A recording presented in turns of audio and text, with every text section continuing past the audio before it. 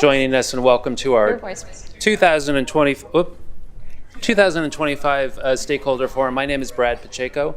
I'm going to help move us through the agenda today. And in a minute, I'm going to introduce our board president and CEO to come out and kick off this event. But before I do, I wanted to offer just a few housekeeping notes. We have 4 sessions today on topics that we hope are relevant to you in this new year. We have 2 in the morning and then 2 after our lunch break. And we do want this to be an interactive dialogue with our stakeholders. That's the purpose of today's event. So we have reserved time after each of the sessions for you to ask any questions that you may have of the presenters, or if you wish, just to make any public comment. So we will do that here in the room. There's a microphone off to your right if you do have any questions or public comment. And then we welcome the same for those individuals that are watching us through the webcast and participating virtually. And if they have a question or public comment, for those that are watching us, you can find that phone number on the meeting notice on our website. We will take a break for lunch at around 12:15. And we invite you to visit our cafe, order lunch, or grab any to-go items. And then please feel free to rejoin us in room 1140 where we just were, so that you can continue to network with the board, the leadership team, and CalPERS team.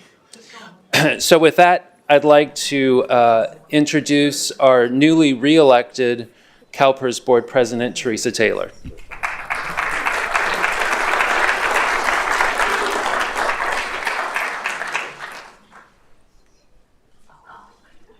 So good morning, everybody.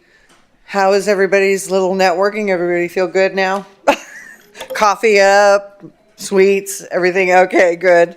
Welcome to our 6th annual Stakeholder Forum. We have a number of people here in person and online representing our members, retiree associations, employer partners, and some of our state labor unions. So I'm really pleased you guys are all here. Thanks for coming. I'm joined today by several of our board colleagues, including, and I'm going to start with, if I can see him, David Miller. If you would stand, there you are. Want to stand and wave to our folks? I mean, everybody knows who we are, but we appreciate it. He's actually doing a walkthrough. There you go. Malia Cohen, who is not here right now, I don't believe. I don't see Deborah either. Okay, Fiona Ma is not here. But I will say that she is represented by Frank right here. You don't have to stand up, Frank. I don't think I have you on my list. Lisa Middleton, are you here? Lisa Middleton, she is here. I don't see her right now. Lisa Middleton, I'm introducing you right now. Arena Ortega, there she is. Jose Luis Pacheco. He represents CalPERS board members that are at large seat. Kevin Palkey is our CSEA member. Now, I think we have a huge contingent of CSEA folks here today. Ramon Rubalcava, representing the California State Legislature. Yvonne Walker is representing our retirees. Welcome. Melissa Willette, who represents public agency members. Dr. Gail Willis isn't in the room. Is she joining us at all? Okay. Deborah Gallegos, are you here? I thought I was looking for her earlier. No. She represents the controller's office. And then, of course, Frank Ruffino. I don't know if you want to turn around. Come on. He represents Fiona Ma. Okay, so we won't be at the dais like our normal board meetings, and instead we will be in the audience listening and participating along with each of you. This is Deborah. She already got introduced. Deborah Gallegos for Malia Cohen. Instead, we'll be in the audience, okay? This annual forum is an important part of the work we do to facilitate our partnerships with you. The goal is to foster meaningful connections with all who have had a vested interest in CalPERS pension and health benefits, and to share our priorities for the year. Throughout the day, we'll provide you with information that you can use for your own education or share with others, whether that's the members and employees you represent, fellow colleagues, or family and friends who are also members of CalPERS. And as an employee for the state, I'm sure I will be sharing it with my franchise tax board co-workers. We want to hear from you, so I hope you'll take advantage of the opportunity to participate in the discussion, ask questions, and connect with my fellow board colleagues. So, and myself, feel free to come up to us and ask any questions. So here's what's in store for today. And we'll start out with an update on the state of the system, led by our Chief Executive Officer, Marcy Frost. She has some meaningful remarks to get us started, and then we'll be joined by our Chief Investment Officer, Stephen Gilmore, one of our Deputy Chief Actuaries, Fritzy Archuleta, and the Chief Clinical Director of our health program, Dr. Julia Logan. Let me make sure I only have one card here. There we go. Then we will turn our attention to how we communicate the CalPERS story, which is a big issue that when Marcy first started, I wanted to make sure we were telling, was our story, because other people can always try to define us, and it's not really our story. So that'll be a conversation between Brad Pacheco, our Deputy Executive Officer for Communications and Stakeholder Relations, and John Myers, our Chief of Public Affairs. And you will be hearing from the team that works to keep all of you informed. Then after lunch, we're going to highlight the newest benefit of our long-term care program for current policyholders called AgeAssured. And I was reading about that, so it looks interesting. It's designed to help our members maintain independence through an aging in place program. And then we'll close out the day with a discussion on the rules about post-retirement employment. And this can be a complex issue. So we have our resident expert, Brad Hansen, here to walk you through the rules. But keep in mind that this forum is the first of many opportunities you'll have throughout the year to hear directly from our teams and to interact with the board. Engaging with the board doesn't have to stop here. We welcome you to join us for future board meetings in person and online. They are streamed live, so you can watch from the comfort of your office or home.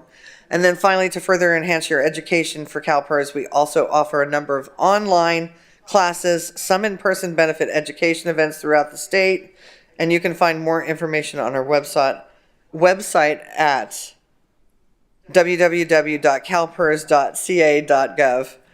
And we'll hand it over now to our CEO, Marcy Frost, to get us started.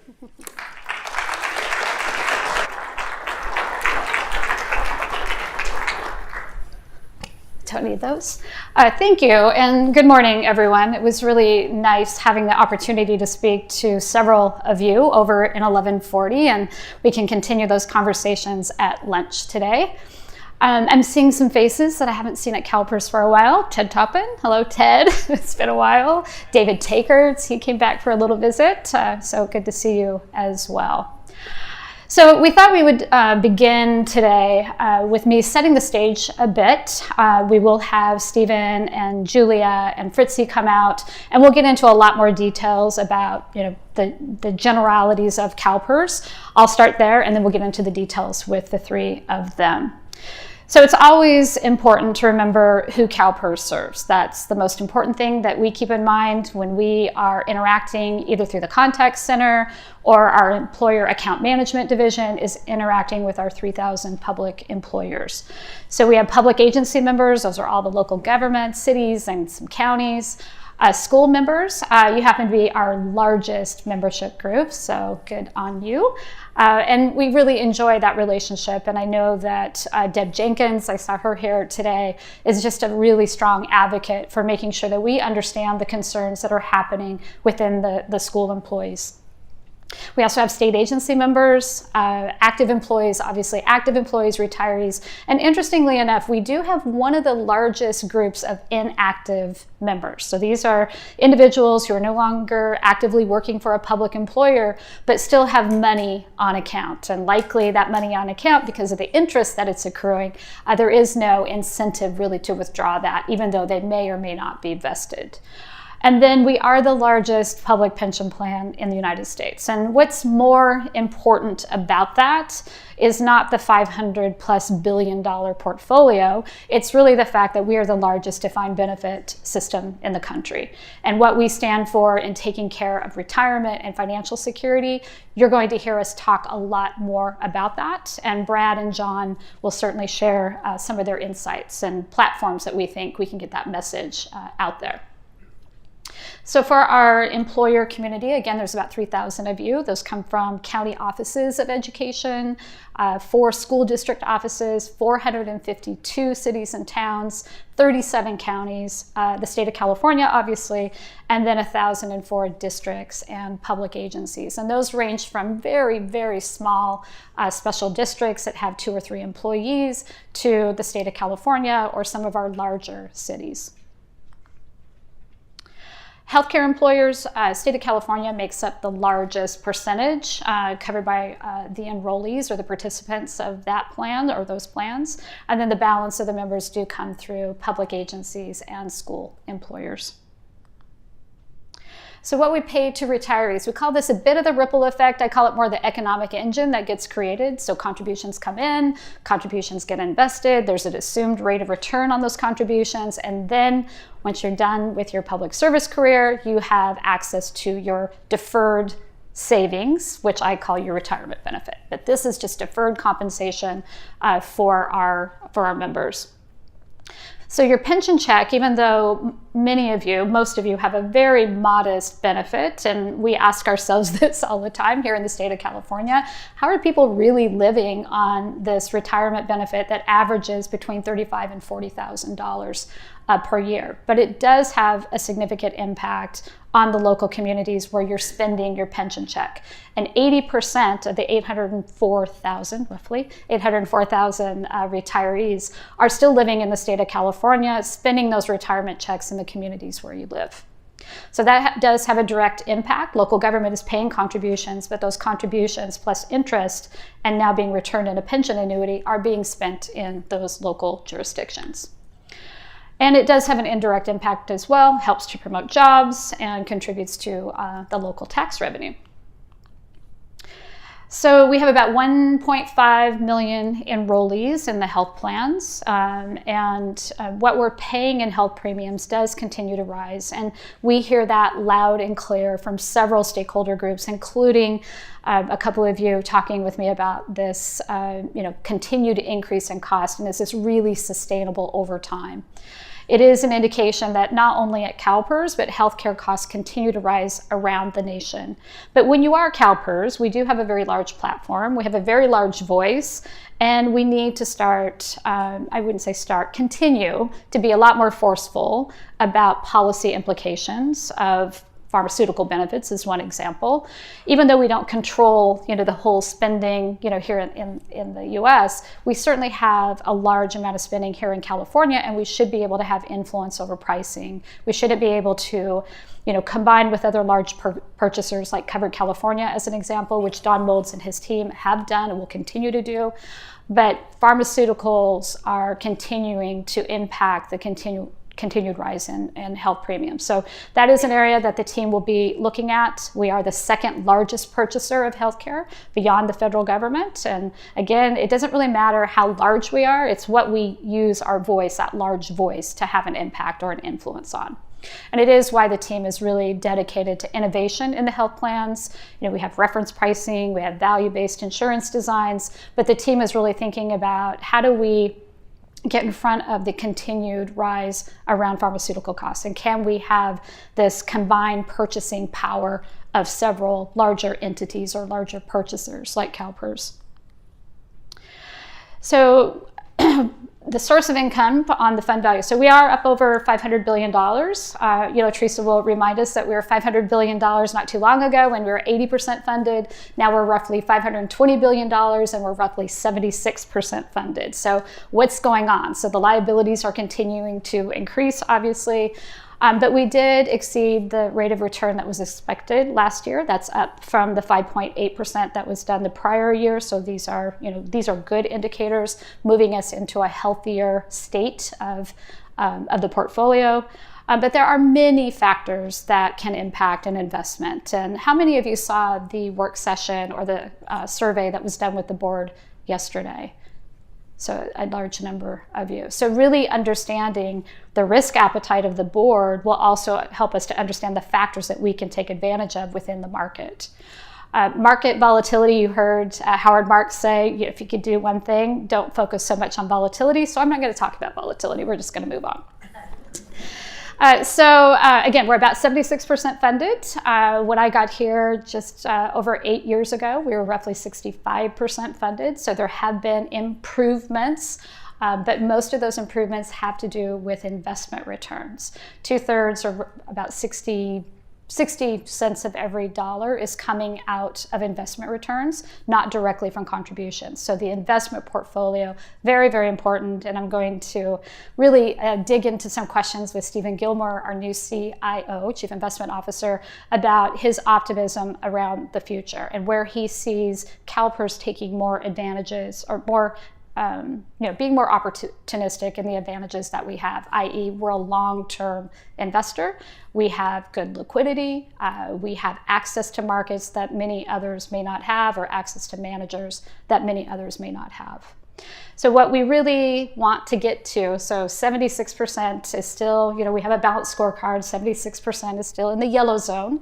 What we really want to do is get to that 90% and above. And that's important for a number of reasons, but the most important reason is that our members have confidence that their benefit will be there when they need it. And when you have an underfunded system, it does cause some angst, some distrust, and some fear that my benefit that I've worked really hard to fund is not going to be there when I need it. So continued focus on funded status, continued focus on risk management will be what you hear from Stephen today. But we are very optimistic about the future, and I think you will be as well once you hear from the three who will be up here. I'm going to talk a little bit about private equity, and the only reason is that we do have stakeholders who really want to understand more about why CalPERS has such high regard, high conviction for the private equity. And it's not just private equity, I would say it's all private markets. And so this last year, we've really been, and I would say the last 3 years, building out the team, hiring a leader in Anton. And some of you I know have met Anton or have seen Anton present to our board. But it's really around where do we get access to the highest performing general partners? And how you get access to those general partners is making sure that you're consistent in the pacing of your during their fundraising, so that we're not CalPERS is in, CalPERS is out. And we have a little bit of history of being in, coming back out. So there's some distrust in the GP community or in the market of whether CalPERS really has confidence and that will stay in through market up and market down. So that is part of the relationship that has to be established and maintained with in private equity in particular. We also want to make sure that we've got good liquidity, that we should be getting a premium. If we're going to tie up our cash, we should be able to get a very strong premium on that illiquid part of the portfolio. So that's something we're looking at. And then I think the biggest concern that I hear is just the fees. And I hear that from stakeholders. We're paying a lot. Well, I'm willing to pay a little more if we get an outsized return. But fees matter, and I think the implementation style that Anton and team have been doing over the last 2 years in particular is really around co-investments, which has no management fee and no carry.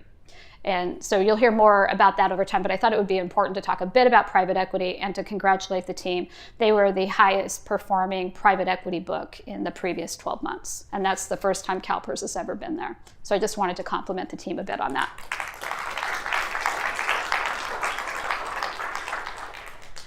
And then we do invest in the state of California. You know, we're the 4th or 5th largest economy, just depending on what's happening around the world. But we've had some significant growth since 2023, nearly $18 billion of additional investments in the state of California. And those primarily are coming in public equity. So the valuations of companies in California are continuing to grow. But we are starting to do a bit more venture in private equity in the state of California as well. And then just the ability to impact healthcare change and healthcare policy. Contracting processes are key, and we can have Dawn answer some of the questions if you have more about what they're doing in particular, but I'll also have Dr. Logan up here in just a moment. But we do want to use CalPERS as a bit of leverage to have improvements in quality, to do that cost containment. Again, we heard loud and clear from all of you, the expanded access to healthcare, having HMOs more present throughout the state of California, including in very rural areas, and then that equitable care. And so if you haven't taken your health demographic profile, I'm going to put a little plug in to do that. We have about 250,000 of those in the system now. It's another one of the items on our weekly dashboard that we track. And so if you haven't done it, please do it. It's the way that we can have some assurance that that equitable care is happening across California.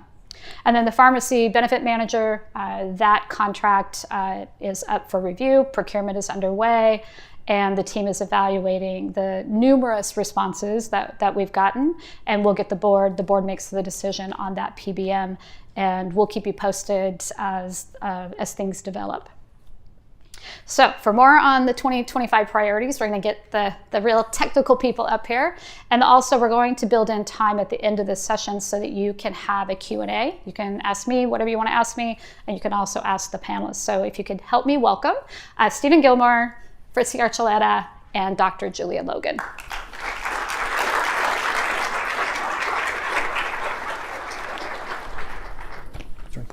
Maybe they're shy. There you are. Come on out.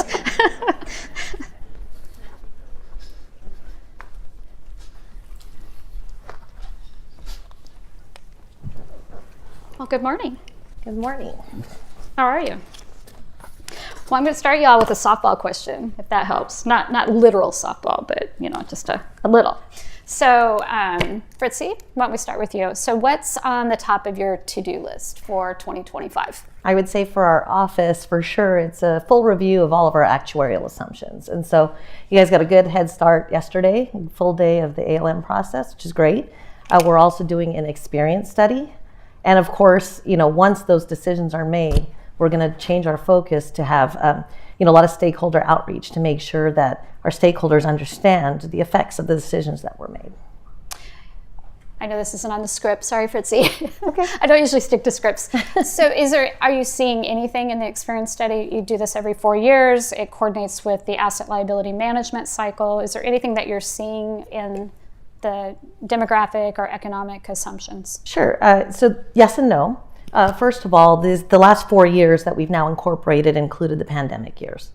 And those years we saw elevated retirements, deaths, you name it, pretty much anything was elevated. And so, the last year of the experience study, which was 2023, we did see levels kind of return back to normal, which is a good thing. And so in that respect, yes. But the actuaries as a whole are thinking that, the pandemic years were a little bit of an anomaly, and probably the levels as they return back to normal will keep our rates stable, which is good. Okay. Stephen, 6 whole months on the job. What are you thinking for 2025? Actually, it is 6 months now. I think you said it, and that's focusing on the portfolio outcomes and how we can improve. Oh, sorry. Can you hear me better now? I'll lean down. As Marcy said before, the real aim is to try and improve portfolio outcomes. The reality is that most of the portfolio outcomes are driven by the market, but we as a team can improve the odds of beating the market. And I would highlight 2 big picture themes there. One is to try and think about investing the portfolio as a whole, rather than thinking about asset class by asset class, and there are benefits to doing that. Typically that sort of approach adds higher returns. And the second, again, as Marcy alluded to, is to focus on those areas where we have an advantage. And I think we have advantages in 4 broad areas. One is our size. That allows us to negotiate lower fees. That can be a great advantage. We have a stronger negotiating position, lower fees go straight through to the bottom line. It also means that we can be a preferred partner to others. And again, Marcy mentioned private equity. And in the private equity sphere, we can become or be one of the most important limited partners for the general partners, for the managers. And that gives us better access. And again, it can lead to better managers and it can lead to lower fees. We also have a brand name that we can use. We can get access where others can't. We should also be able to take advantage of our horizon. That horizon should be really long. And as Howard Marks said yesterday, try to ignore volatility. If we can do that, I think we can generate better returns. And the final one is we have a good team, in fact, better than a good team, we have a great team, and we have access to amazing information. We're not doing a good enough job of actually collating that information and extracting the advantages. So those things are all things I think about in terms of the portfolio. Also think about our ambition with respect to sustainable investment 2030. And we think about how we develop our people, talent development, succession development, because ultimately it depends on your people. We can't do this without the team being aligned and having that growth mindset. And we're also thinking about the technology we need to be able to understand the portfolio better to make the right decisions. So it's really those things, improving performance and doing that via focusing on our strengths, doing that by focusing on our people and our processes. Great, thanks, Stephen. Dr. Logan, what are you thinking for 2025? Definitely top of mind, and so much of the work that started, when the board approved our PPO transition that started in June is continuing. So the PPO transition is definitely number one. We're also looking for a new pharmacy benefits contract for 2026. So the work has started with that. And then just making sure that we have an affordable portfolio and program for our members. Yeah, thank you. So Dr. Logan, let's start with you this time. So tell us about the health plan responses to the fires. Yeah, so our hearts and minds are with everybody in Southern California right now. It's hard to imagine kind of the trauma and the destruction that's happening, and that will sort of be with us for probably generations to come.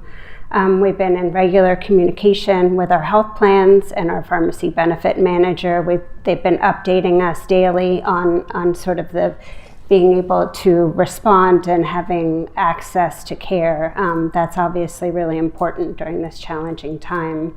We're hearing that all of the major hospitals in Southern California are open: UCLA, Cedars-Sinai, USC.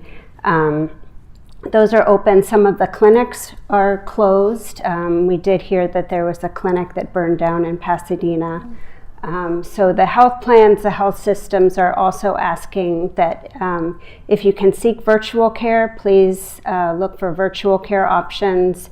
If you have a doctor's appointment planned, please call before you go, just to make sure. They're also trying to make sure that the ERs are open and available for urgent, life-threatening matters. So if you can see somebody in a clinic, that is definitely preferable. We've also heard that some non-emergency surgeries and procedures have been postponed, so just be aware of that. There is an FAQ that the team put together, and that has all of the information with each of the plans and what the plans are doing to accommodate people. So that's on our website. There's a perspective article that's really helpful and handy if you're taking care of someone, or if you're down there, that would be something to have handy. I would also this is an extremely stressful time for people. Obviously, that sort of goes without saying, but just be mindful of people's mental health. And if you need to seek mental health services, we have that available. We have virtual behavioral health care available for people. So just to keep that in mind. Wonderful. Thank you, Dr. Logan. Stephen, and I think you touched on this in your opening response, but went through a number of particular facts about the system that would highlight kind of the overall health, the funded status, how we're investing. But what are your immediate goals? And again, you may have covered a little bit of this to help us increase the funded status. It's interesting to think about, the immediate goals, because most of the goals are long-term. So we need to set up that mindset, but we need to get a lot of things in place. So right now, a lot of my focus is on that asset and liability management approach. And Marcy, as you mentioned yesterday, we did the survey with the board. We're trying to understand the board's risk appetite. Now that was deliberately difficult because there are all these trade-offs, and it's uncomfortable having to make that trade-off between the expected return and the risk.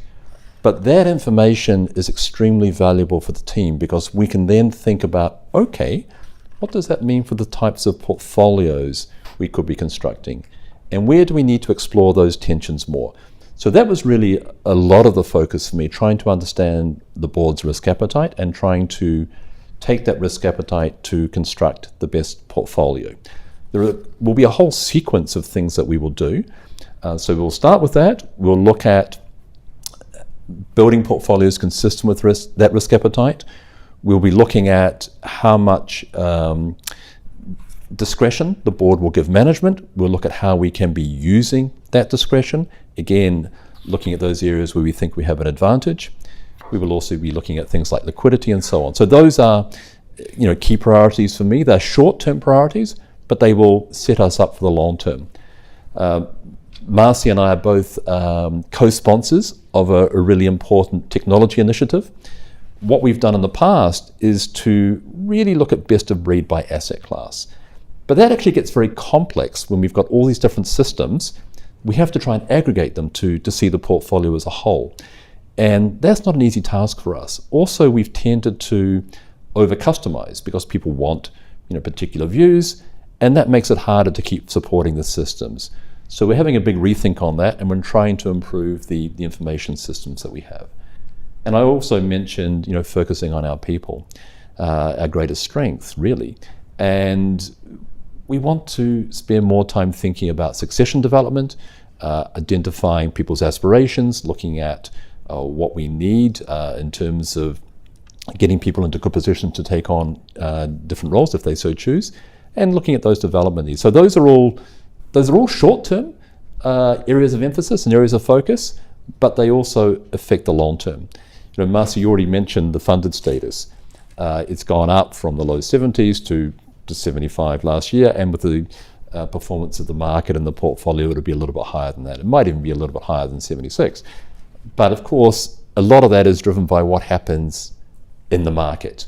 And as I said, our focus is on trying to improve the odds of beating the market. So short-term focus with long-term, desired outcomes. Okay, great, thank you. Fritzy, I'm gonna go out of order here. So you've talked a little bit about the 4-year experience study and what the team is working on, some of the initial analysis and outcomes. But can you talk about the role that the board plays in ALM? Like, at what point can stakeholders expect to start seeing some of the results of the experience study? But can you talk through some of the timing of that data? Sure. So let me just back up a second. In order to create costs for the pension plan, in order to assign costs to the pension plan, we have to make certain assumptions about the future. And that's why these studies are so important, because to the extent that we are off, it causes wild fluctuations in the employer contribution rates. And so we, do our due diligence every 4 years. We need to incorporate the new data and make sure that it is still relevant today. And so your role as the board would be to listen to the findings of the studies and make sure that they, number one, ask questions if they don't make sense to you. But number two, really kind of just say, okay, well, how does this impact the contribution rates?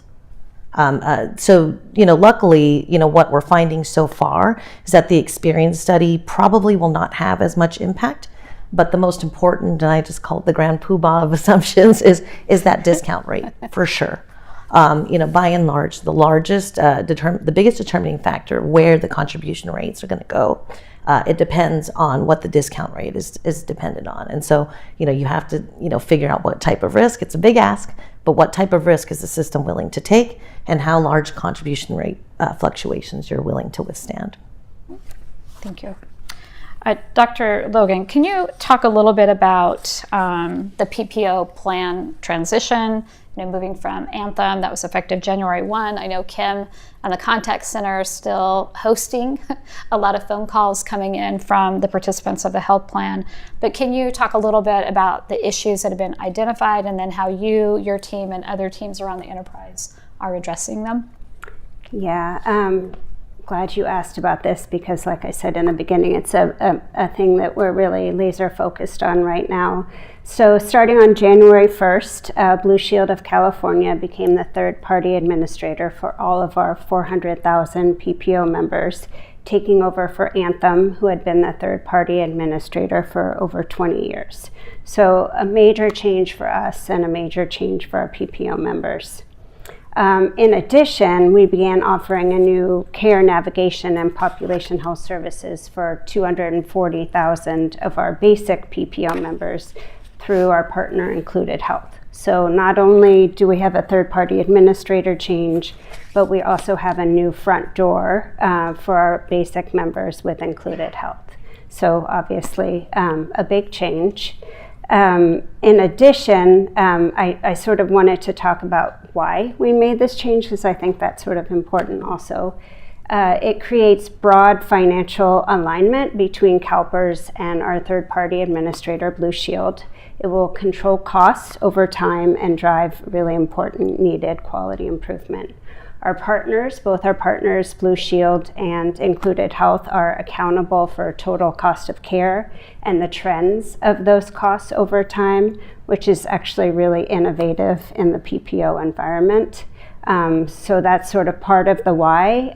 Included Health will also help members find the right care with the right providers at the right time. And that's not always easy for members to navigate that. They'll also be helping members with complex chronic conditions receive more coordinated care and achieve better outcomes, which we believe will help improve quality over time, because we have noticed that the PPO clinical quality scores have dropped over the past several years. So that's really important.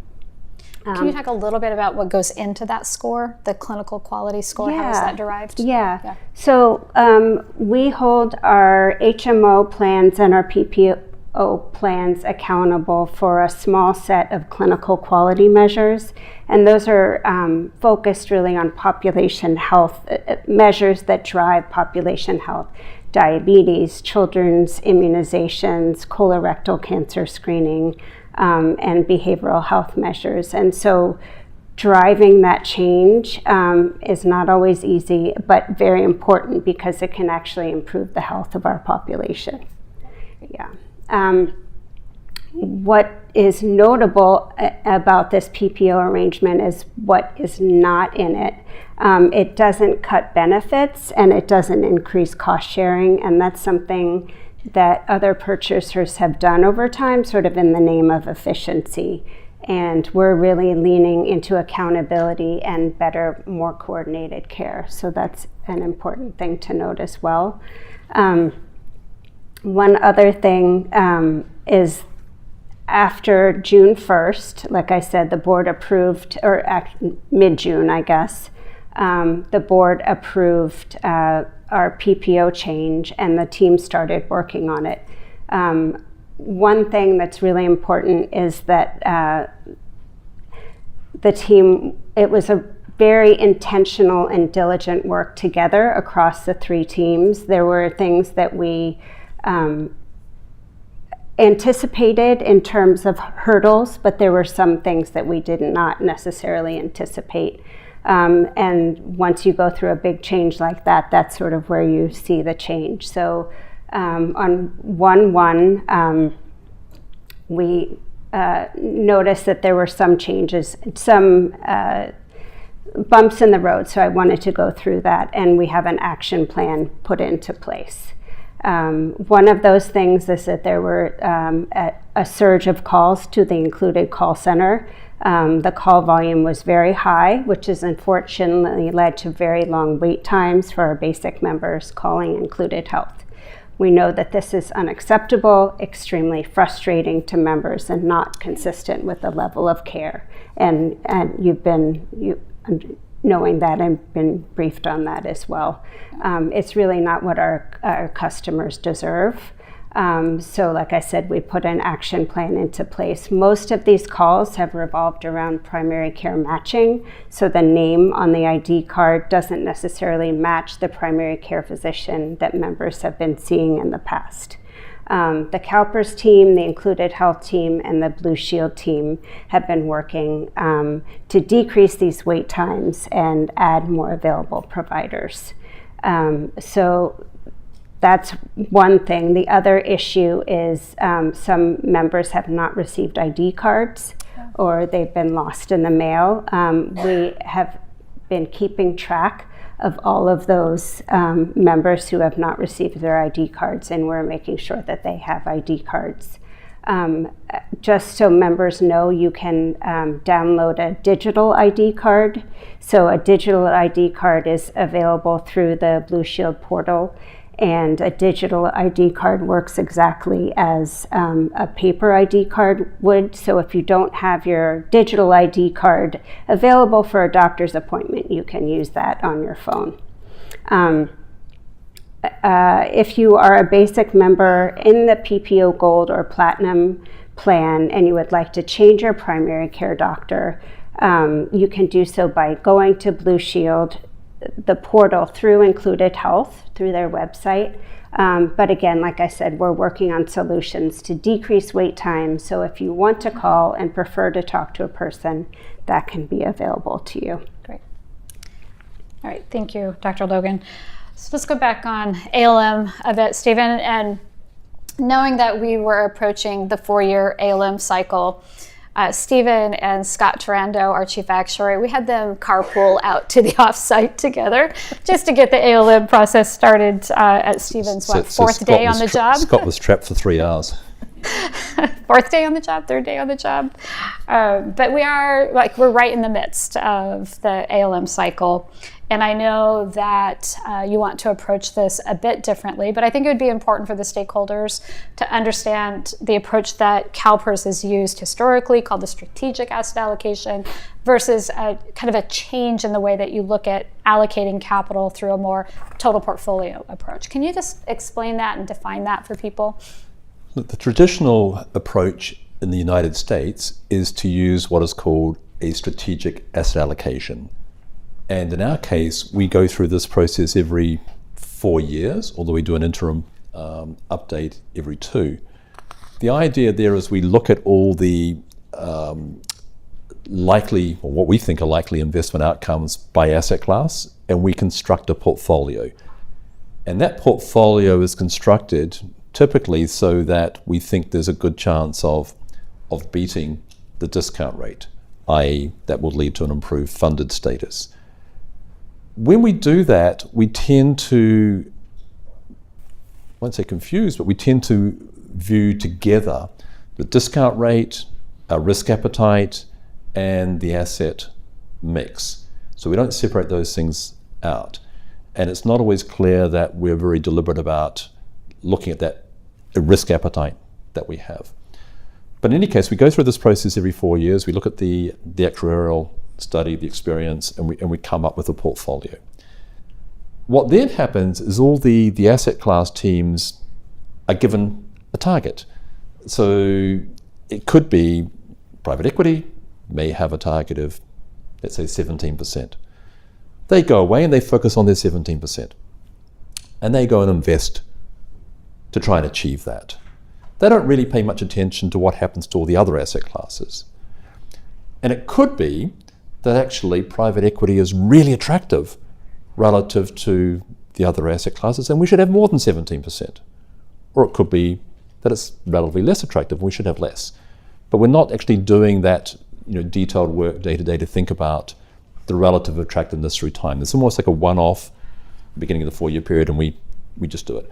What that can mean is that the next dollar we're investing may not go to the best place. Now, we've already, I think, heard Marcy talk about some of the advantages we have with private equity, because we can be a preferred partner, we can have lower fees, and we're seeing that come through in terms of the results. So we do have an advantage there. So we may be in a privileged position in terms of the outcomes. But of course, we've got to be thinking about the opportunity cost. What else could we be doing? Are there other areas where we have advantages? So there's this mentality where you end up, or each asset class team ends up filling the bucket without thinking about the whole portfolio. With a total portfolio approach, the idea is to try and have this more continuous competition for capital across the portfolio. To do that, you need to be able to compare the forward-looking returns and the riskiness of different asset classes. So you need to develop a language for doing that, for comparing a private equity investment with, let's say, a liquid equity investment or a property investment or infrastructure or a credit investment. So you need to be able to compare those things. So the team is doing that work. You also need to have collaboration across the teams. With a strategic asset allocation, that's less important because you end up having silos. But we think there's an advantage to actually having that collaboration and that more continuous discussion across the team. So we're trying to foster that.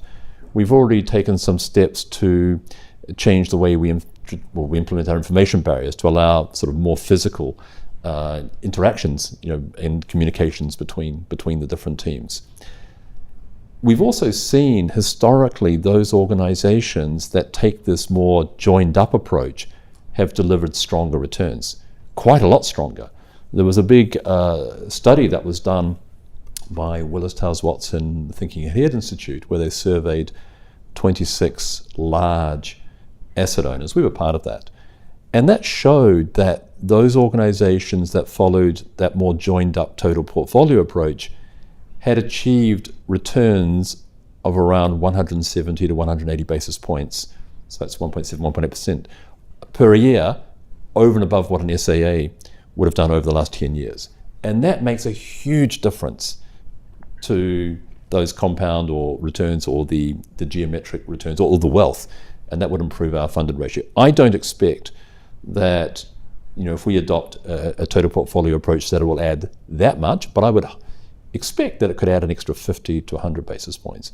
And that is per year, and that's really meaningful. And we can do it. I think we have a lot of the conditions in place. We're already encouraging, incentivizing the team members to take that whole of portfolio approach because the incentive structure works like that.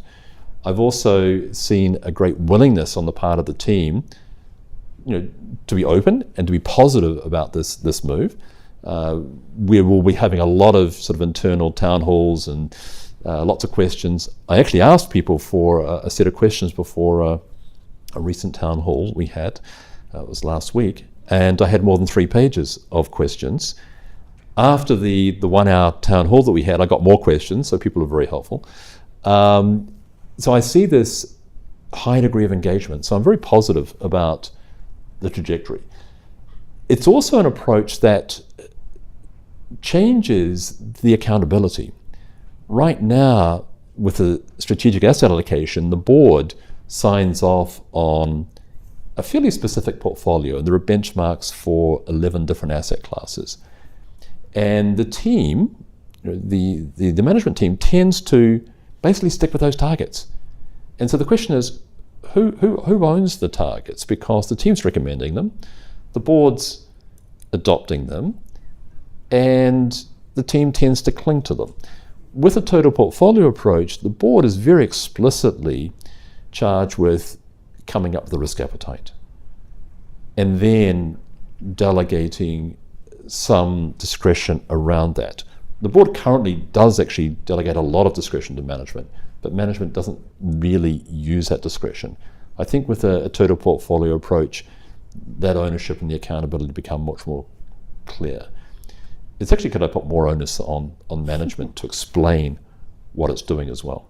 So that's really what we're doing, and I'm really encouraged that the team is open to it, and I think it will contribute to stronger returns in the future. But it is very much a long-term approach, and it just so happens, as I mentioned at the beginning, that in the United States, organizations don't really do that, apart from some of the very best performing, let's say, hedge funds. If you look at Citadel or Millennium, they are exceptionally good at allocating their capital.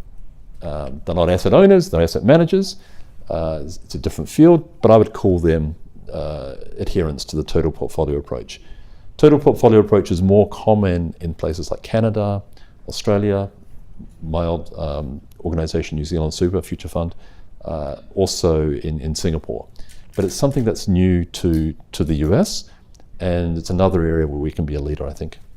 Do you think it's more common to the sovereign wealth funds than it is to pension plans other than the Canadian plans that you referenced, but Singapore, Australia, New Zealand? I think it probably is, because sometimes pension funds have a regulatory environment which constrains them more. I think if you don't face those constraints and you're really looking at how to achieve the best risk-adjusted returns, you'll be more open to it. I think particularly places like Australia, where there is APRA, which is a regulatory agency, it tells people or tells the funds to pursue a certain strategy, and that can actually compromise some of the returns. Although I would note that Canada Pension Plan does follow this approach. Yeah. Okay. Thank you.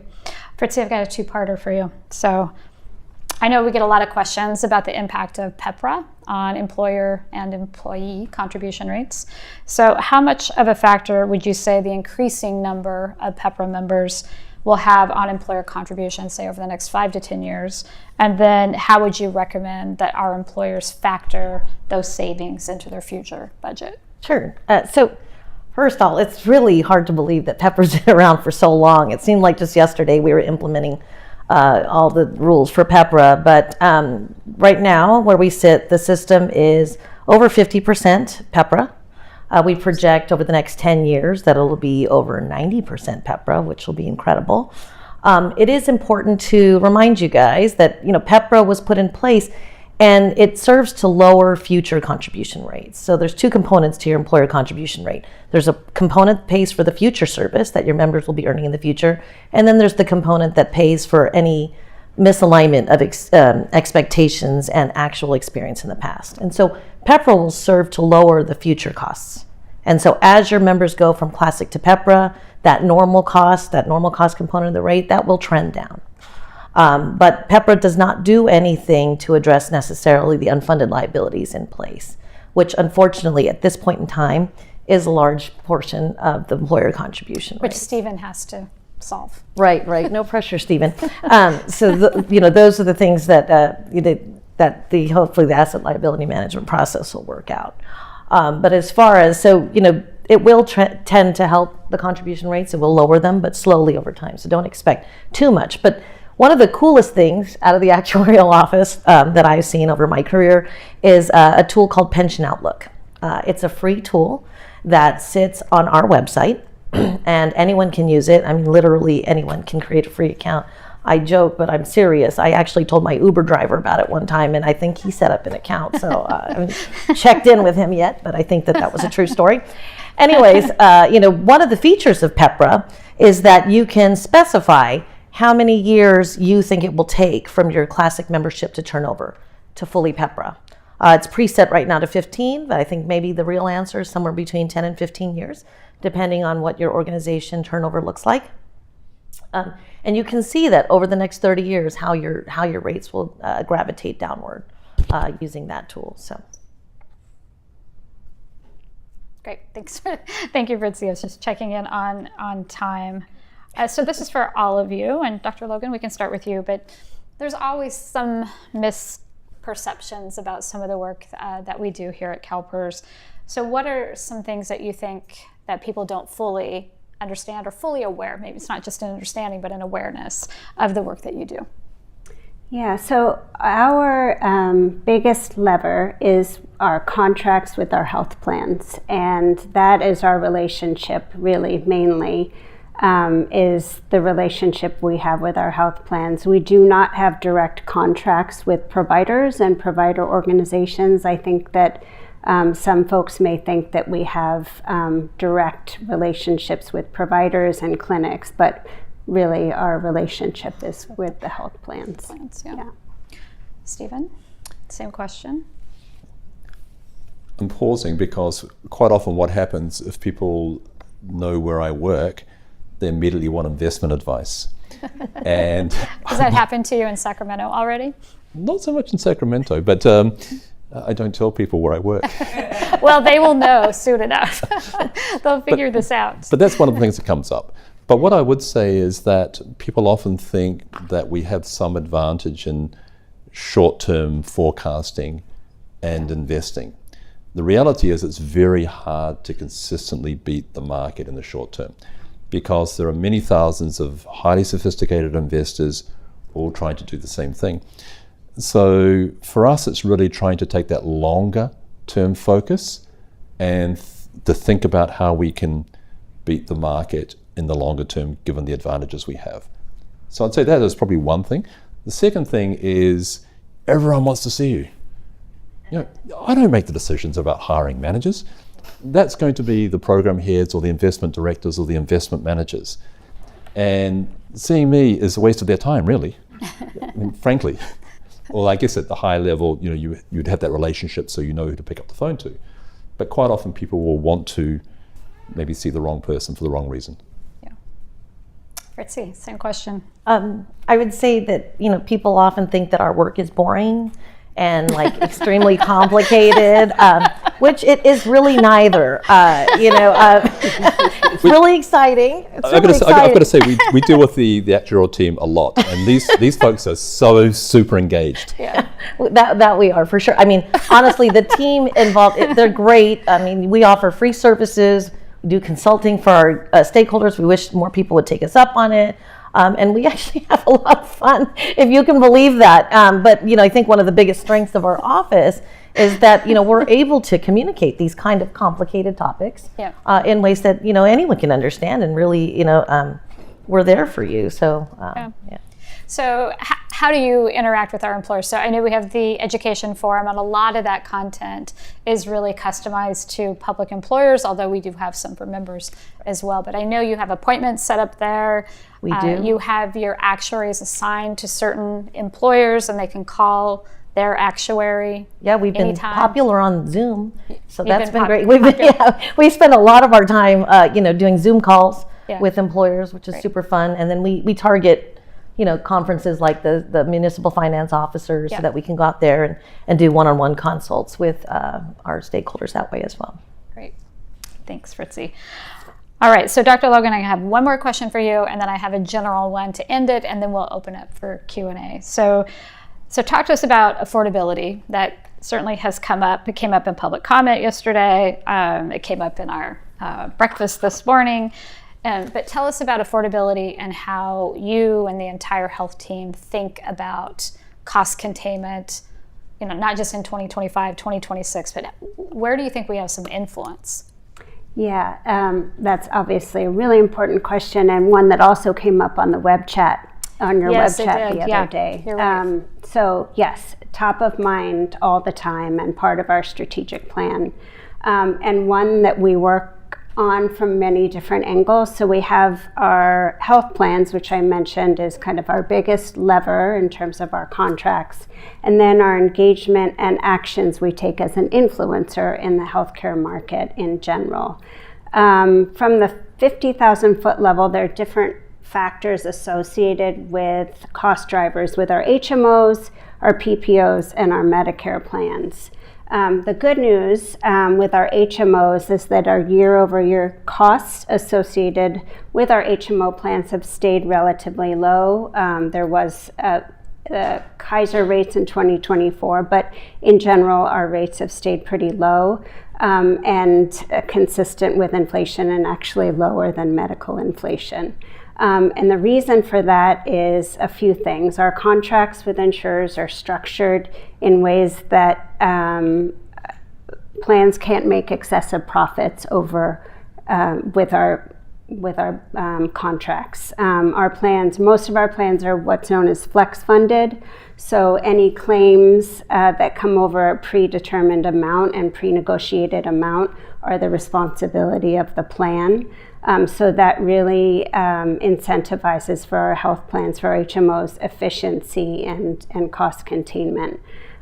So that's really important. Our PPO plans are different, of course, and part of the reason we made this big change after 20 years to make sure that affordability and stability was paramount, and so hence that increased financial accountability for our partner, Blue Shield of California.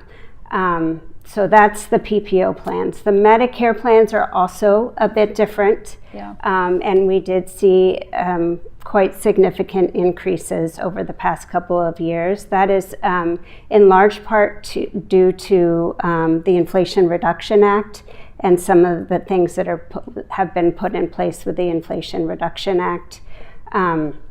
Changes that are good overall for Medicare beneficiaries, particularly those on high-cost drugs, but they add significant costs to purchasers like CalPERS. Okay, so that's the HMO, the PPO, and the Medicare, so I'm remembering it.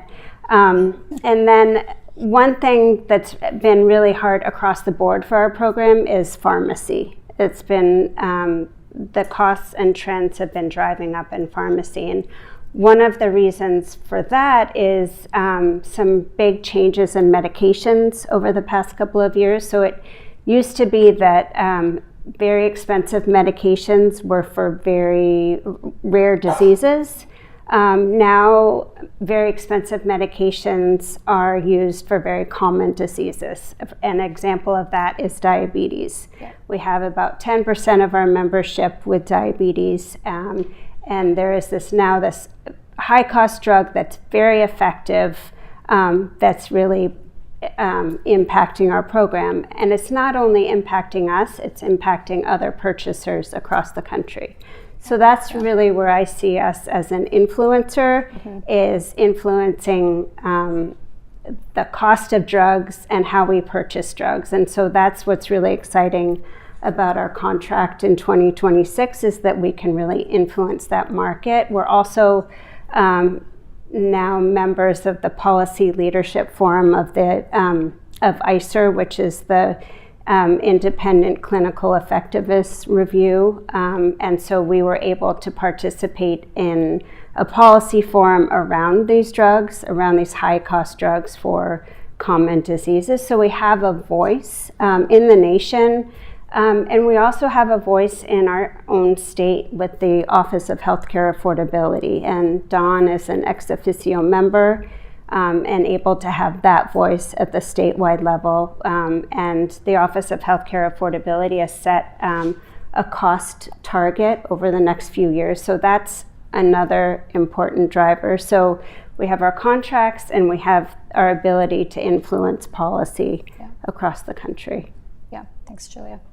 All right, here's your last question. And we're going to start with Fritzy. So you can answer this however you want. It could be a goal, what are you hopeful for? But what are you hopeful for, or a goal that you've set for 2025?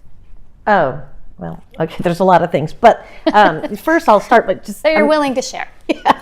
So I'm actually really hopeful because we've done a lot of work. CalPERS leadership has done a lot of work. You guys should be really proud. We've strengthened the amortization policy. We've stabilized the investments. We're really dialing in on the ALM. So these are all things to be super hopeful for. So I will say though, what I'm most hopeful for is that like any actuary, many years of returns above and beyond the discount rate. Yep. And I will add the Sacramento Kings are on a 7-game winning streak, so that is awesome. Yeah. But there's again no pressure. Okay, just do you. Just friendly pressure. Just do you. Yeah. Stephen. I'm hopeful for a benign market environment. So a lot depends on luck. It could be that we do all the right things, but the market doesn't help us. And it could be the reverse. So I'd like that combination of us doing the right things and a supportive market. Great. And Julia? I am hopeful about this PPO transition. It's a really big change, but we have incredible partners with Blue Shield of California and Included Health. We've already seen major improvements in the member experience. We've had members enroll for care management. We've had over 500 people get connected to high quality doctors.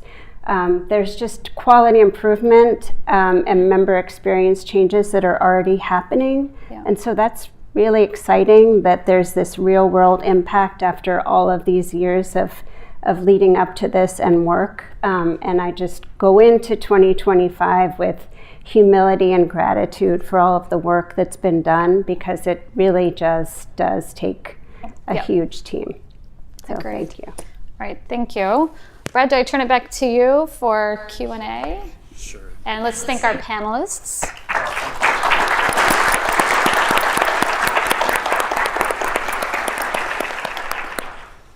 So again, if you have a question or public comment for our panelists, we welcome you to use the mic here, but also Corey Wong, who's in the middle there. Corey Al Darby, right here. Has a question. If you have a question, just raise your hand and she'll provide you the mic. So yes, Mr. Darby. Al Darby, Vice President, Retired Public Employees Association. This is for our CIO. Given the absence of a proxy voting feature in private equity, how does an LP or co-investor attempt to civilize or at least moderate the slash and burn philosophy or approach that most PE takes, particularly lately in the healthcare industry? It's devastating now. How can we attempt to moderate their actions? It's interesting. Dawn and I were actually just discussing this the other day, and I don't think it's so much about private equity. I think it's about the healthcare system more generally. The outcomes we get in the US are not great for the amount of money we spend.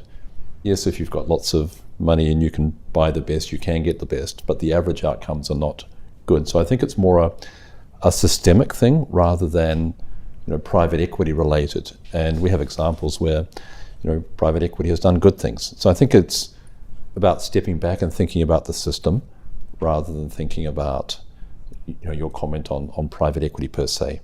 And private equity participation in the healthcare sector is pretty small relative to the whole sector. It can be that you have a limited number of providers in a geography, and we see that in some parts of California, and that has nothing to do with private equity. I don't know, Don, whether you wanted to make any comments on that? If I can call Don out. No, Corey, Donna, if you Corey could use will the bring you the microphone from Al. I should have stuck with no. You can also come up here, Don. No, I mean, as you said, the key is monitoring these mergers and acquisitions and I don't know if it's on. You can turn one of these on, Don, if you want. I know. There you go. and Yeah. just not close enough. The key is monitoring these mergers and acquisitions. The board has been supportive of legislation. We've commented on this issue, and federally, we think it's critically important to be monitoring it, not just with private equity, though. You know, some of our biggest problems are created with health systems buying other health systems, or with non-competitive areas where we have hospitals, for example, charging 2 or 3 or 4 times as much as they do on average across the state, because they can. And that's in California. That's in California. So it is a broader problem than that. We continue to push. We continue to work with the Attorney General's office whenever we can, which is a lot, to help them in reviewing these mergers and acquisitions, and that work is absolutely critical. More tools are needed. We will continue to push for that. Thank you, Don and Stephen. Mr. Woodson. Yes. Is it on? Can you hear me? I can hear you. Simone, can you check the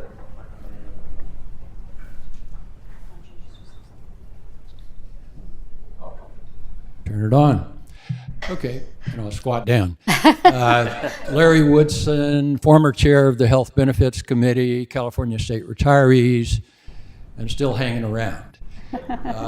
I want to address, first of all, private equity. There's plenty of articles and studies showing the deleterious effects of private equity purchase of health care, particularly emergency room, doctors, lawsuits over it, and so forth. But I wanted to address Dr. Logan's comments on the transition and appreciate your acknowledging some bumps in the road. I was victim of about 3 or 4 of those, my wife and I, and raised them to CalPERS, and I want to thank Don and Rob Jarzambek for their team for taking action and making corrections. And I won't list them all, but I'll just mention the one that was maybe more than a bump, and it's still kind of outstanding and needs some additional work. But that was a long letter we got from Blue Shield saying you are now, you now have a vision plan called IMED that's embedded in the plan, which we didn't know. Anthem had one embedded too, but we were never told that. And then this long 2-page legal document said, was full of information that was very hard to understand. And bottom line is that there were calls. One of our members called and was told by a Blue Shield rep that this was replacing VSP, which is completely inaccurate. And IMED is a much inferior plan, $30 for frames. So anyway, Don and his group have intervened. They're not saying that anymore. They're also, VSP is putting together some FAQs that I think CalPERS will share then on clarifying that VSP is a primary, IMED is a supplement, and that as long as your provider accepts both, then you're okay. And it's just for people, combo members won't be able to use it because the basic plan member, it's only available to Medicare members. So anyway, thanks to the team for helping me and many others out. Thank you. Yeah, Thank you, Larry. Thanks, Larry. Ms. Brown?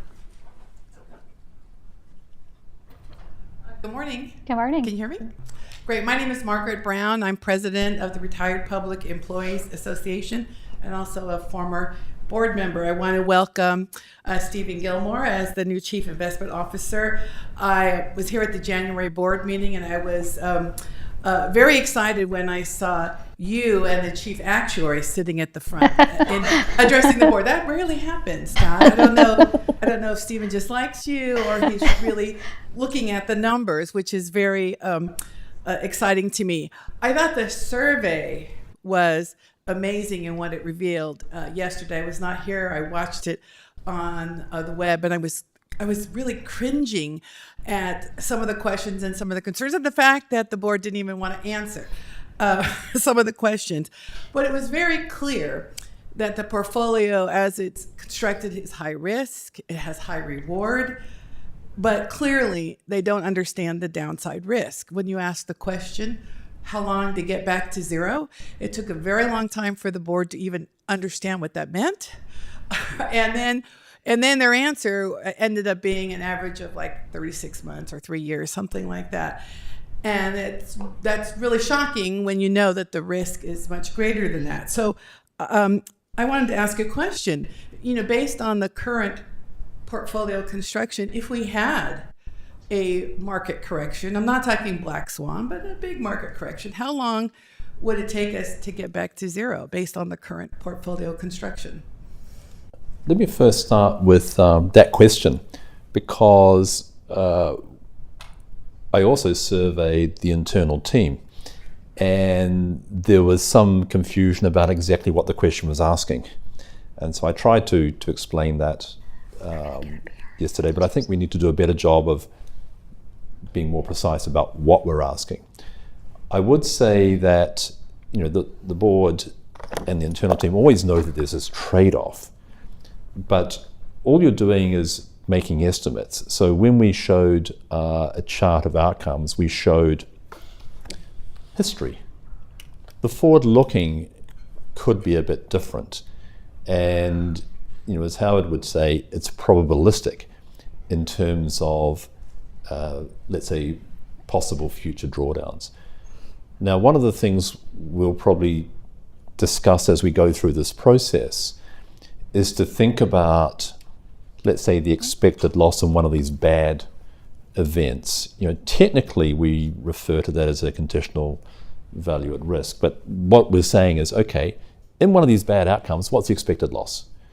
I don't have an exact number on that, because what we were showing yesterday was a liquid portfolio. We were looking at 70% equities, 30% bonds. Our actual portfolio most likely would not decline as much as that, because we have illiquid assets in there which are marked less frequently, and so there's a bit of smoothing. We also have to think about the starting point. So right now, equities, particularly in the US, look a little bit expensive. So there's potential perhaps for a greater adjustment, but that comment could be wrong. I mean, it could be that growth ends up being a bit higher than we're anticipating, and the valuations could be fair. So I would say that if we're looking at let's say the worst 5% of outcomes, yes, I mean it's quite reasonable that it would take 3-4 years to get back to zero. But I don't know the exact number because of the smoothing in terms of the marking, and what we showed was the history rather than forward-looking. But that's exactly the sort of question we'll be asking ourselves as we continue with this work.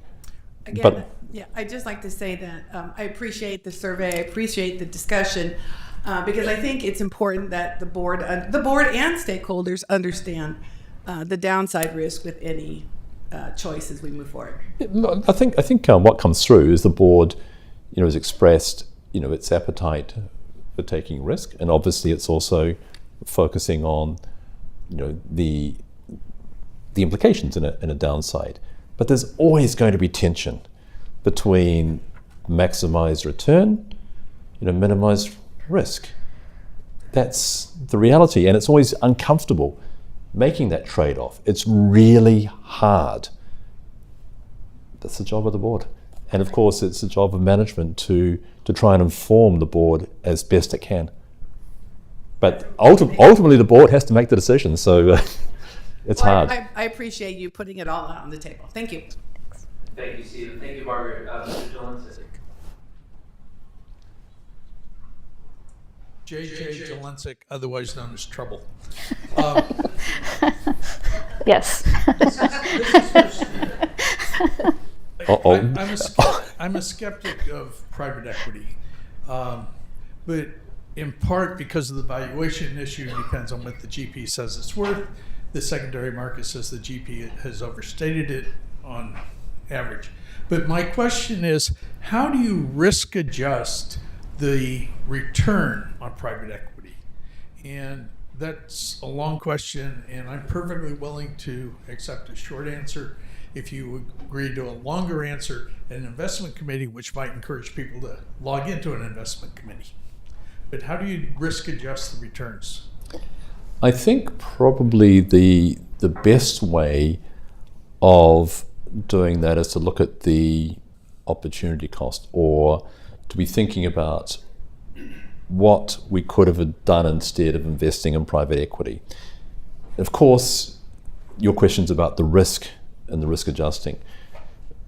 In the industry over the last, or more recent years, people have been looking at what we refer to as a public market equivalent. So we try to look at, a liquid equity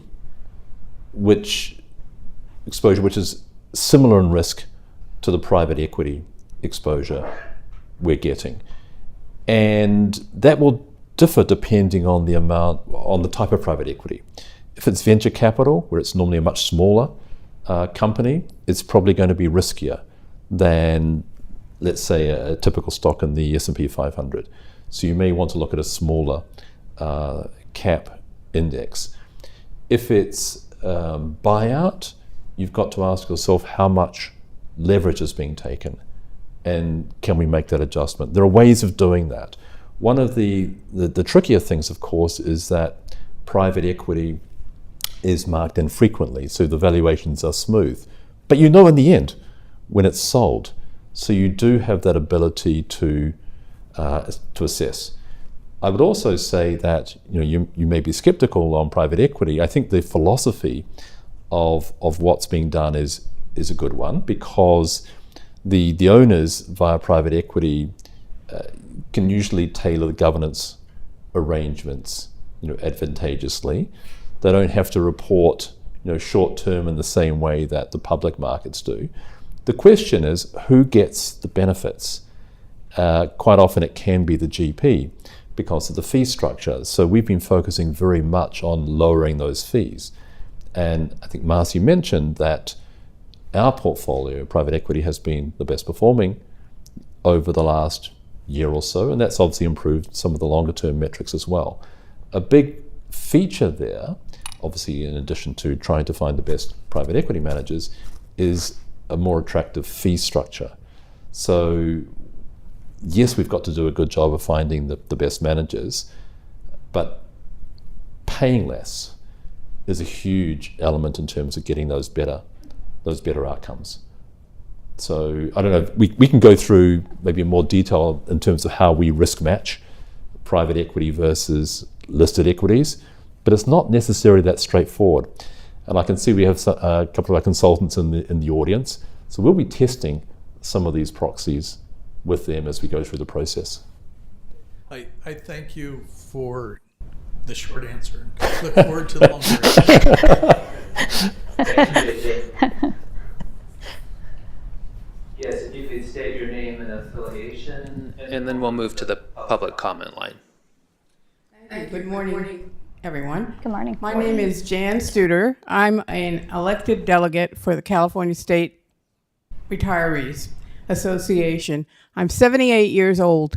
When I came into the system, a lot of things were never talked about. Much simpler world that I entered into. And one of my concerns over these last few years is that the increasing complexity of all the services that CalPERS offers, and the complexity of the organization, and understanding what in the world I'm getting into. My daughter is a lawyer in the system. I don't think she knows a lot of the stuff that I'm hearing today and other days. And especially in the medical area, all the changes that are occurring, I would like to know how an employee, a new employee in our system, or any employee in our system, gets to know what is offered and what it involves, especially in the healthcare areas. Investment is important, definitely, and it's wonderful how well you've done. But we need more information individually on what plan to sign up for. What's going to be the most effective plan?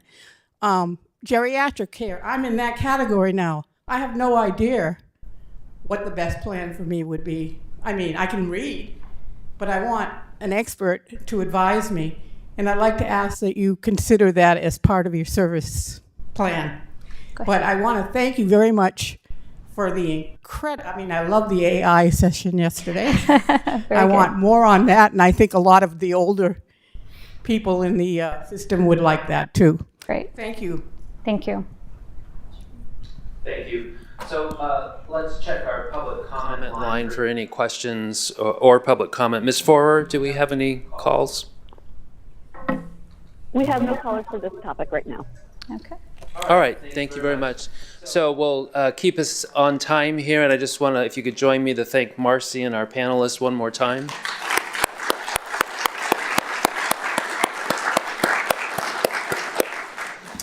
So we're going to switch gears here right before we break for lunch and have a quick conversation on communications.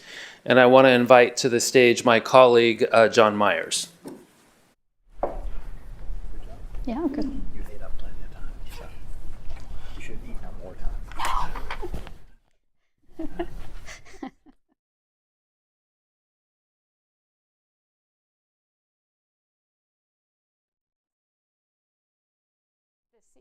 CIO meetings are one of my favorite meetings now because he makes me laugh. Marcy, I think your hot mic. Here's your Mic is live. Okay, Marcy, you're done. Oh, that's okay. All right. Thank you, everyone. Again, my name is Brad Pacheco, and I serve as the Deputy Executive Officer for Communications and Stakeholder Relations. I want to take a moment to introduce my colleague, John Myers, who serves as our Chief of Public Affairs. I haven't said anything yet. It'll get worse. Some of you may not have an opportunity to meet John, but you may know him from his previous career before joining public service. So John, before joining CalPERS, spent 6 years as the Sacramento Bureau Chief for the Los Angeles Times. And then earlier today, I was looking at his LinkedIn page, and he has really spent his entire career in communications and media. Senior editor covering California politics at KQED. He also was the bureau chief there as well. Political editor at KXTV, which is the ABC affiliate here in Sacramento. KFBK, KVIE. I think you've made the point. And right. And I know John has spent his fair share moderating a lot of political debates here in town. So very familiar with the political environment. And when this job became vacant, the Chief of Public Affairs, and John expressed interest, we certainly knew that he would be the perfect person for this role. So he has been in this job for about 2.5 years. And I thought maybe I would just start by made a switch from the private sector to the public sector, and maybe just talk a little bit about your observations and when you looked at this job, what opportunities you saw in helping to tell the CalPERS story to our members and employers and stakeholders. Well, the two biggest changes are that I have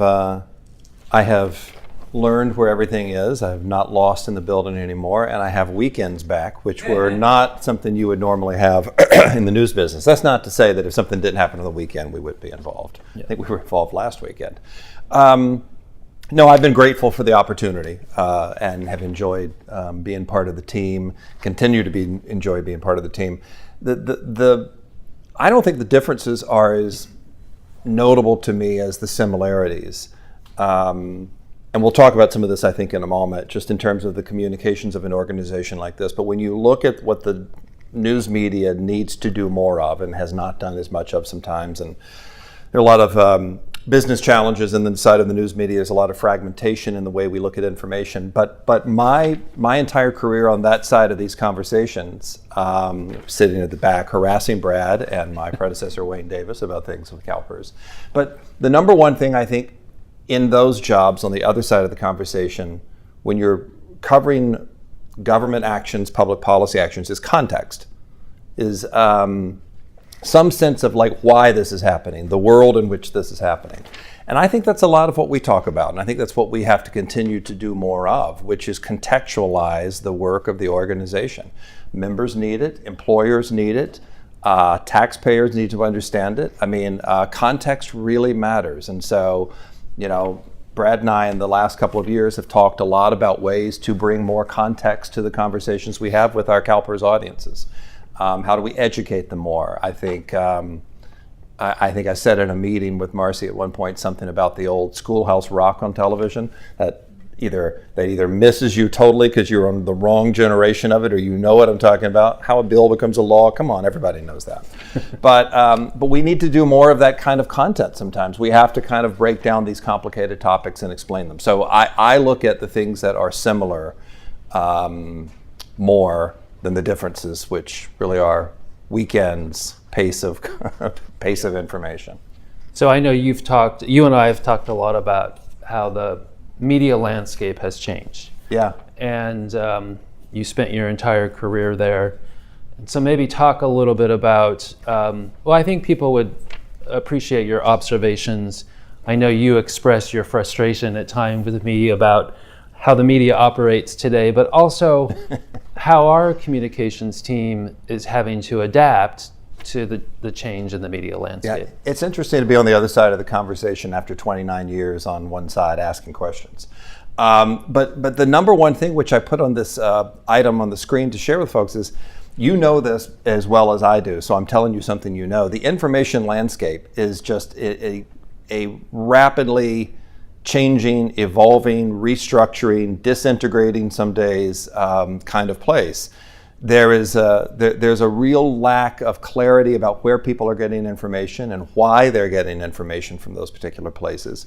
I think that is an incredible challenge, both on our side of the conversation as communicators for a public organization and people on the traditional news media side.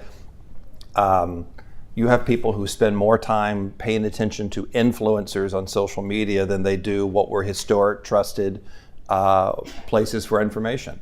There's a real lack of consensus on trust at this particular point. And that's not a political statement or anything, that's a cultural society statement. We're struggling to figure out where we get information and why we get information from those places. And I think as this slide notes as well, it really requires an organization like this one to take a lot more of a proactive stance about sharing information.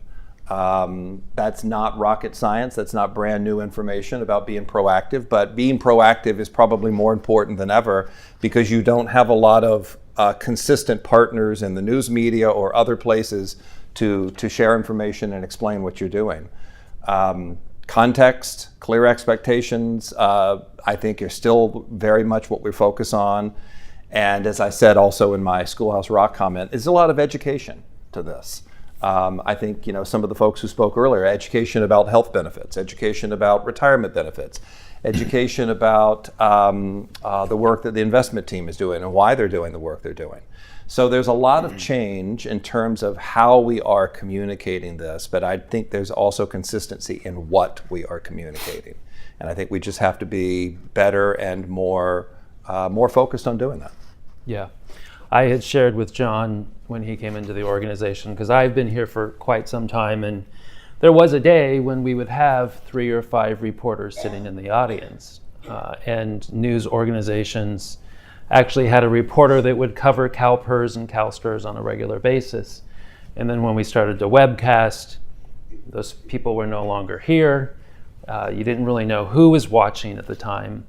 And now, to John's point, a lot of times people will parachute in and cover a story, which takes a lot of time from John and his team to really get them up to speed on pensions or investments in healthcare. You know who the last Los Angeles Times reporter to write a story about the pension funds investment returns were? It was probably me. You.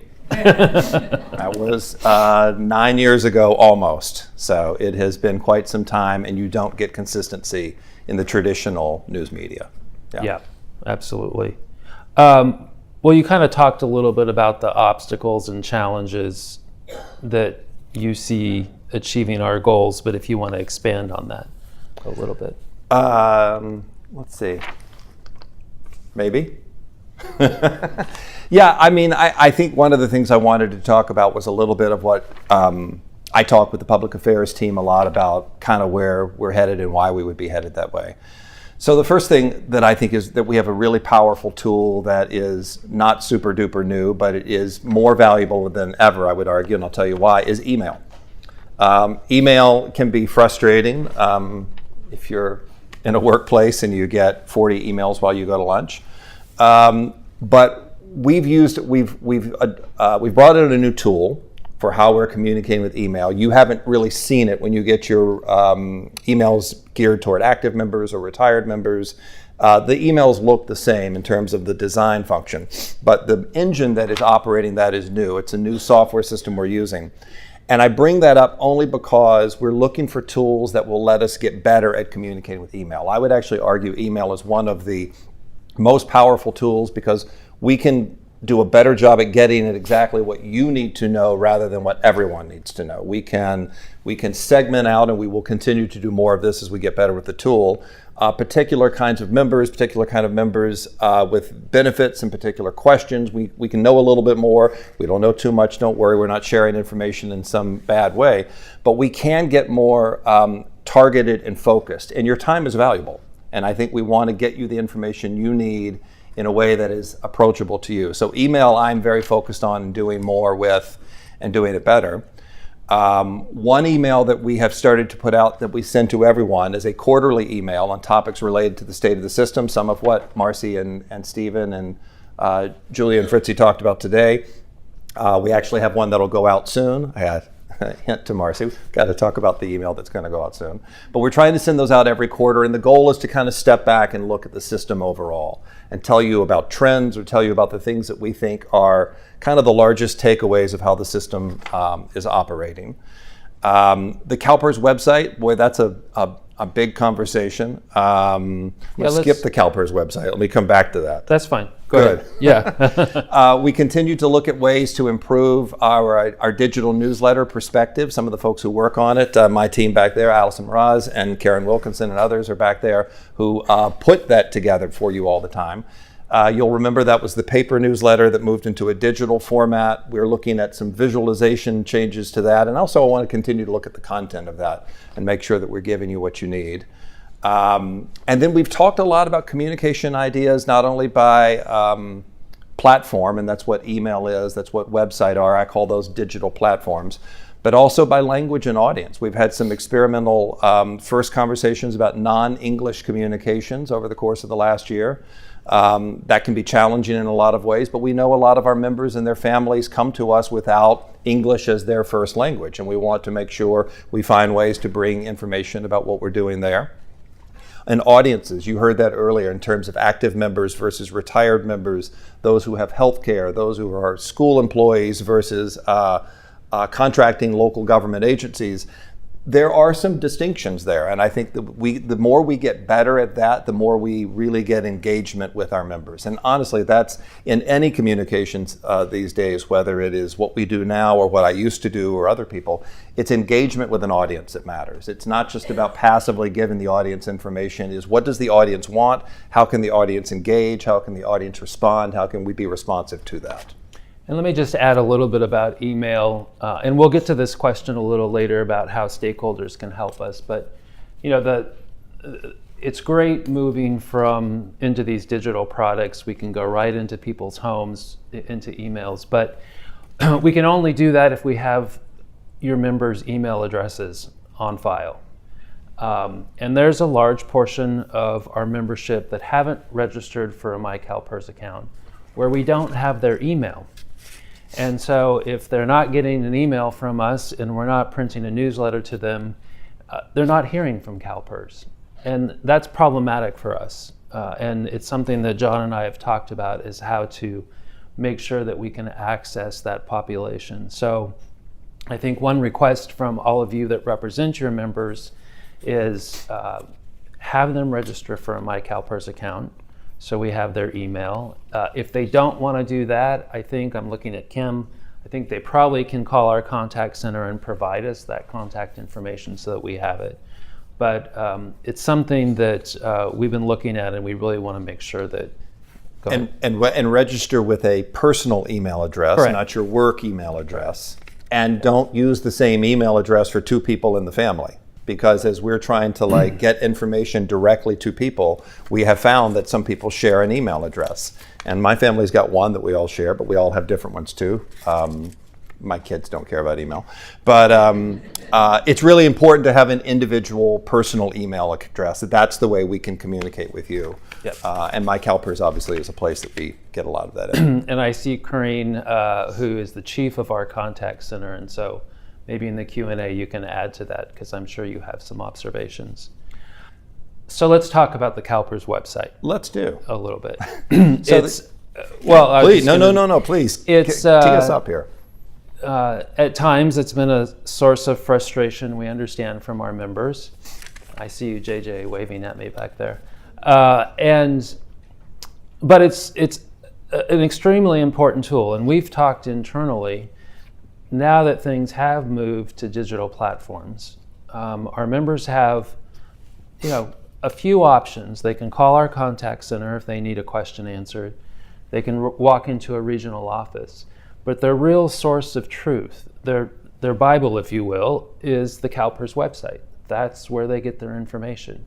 So we need to, as John and I have talked, we have to dedicate the resources that we have to make that the best we can, and the most user-friendly, and in plain English, so that everyone can understand how it works. And our public commenter earlier had indicated, as a new employee, how do you get information about your pension and signing up for healthcare, and that's where we can get involved. So maybe you can just a little bit of background, because I know we've done some enhancements, and then there are bigger plans moving forward. Well, the CalPERS website was something I was very familiar with coming in the door as a member of the press corps. I mean, I used to say, boy, this is really impolite for the people who now pay me, but it's cutting edge 2006.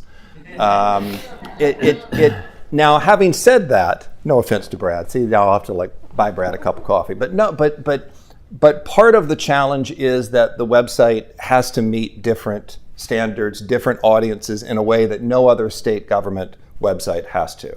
It is not just a source of information for the public. It is a resource for members who require, to Brad's point, a lot of information and a lot of assistance from it. So its dual role, I think, is a little challenging to get right in how you present it. Having said that, there's a lot more we can do with it. So we're in the process of this, and I've told this to several groups, and we'll continue to communicate about it.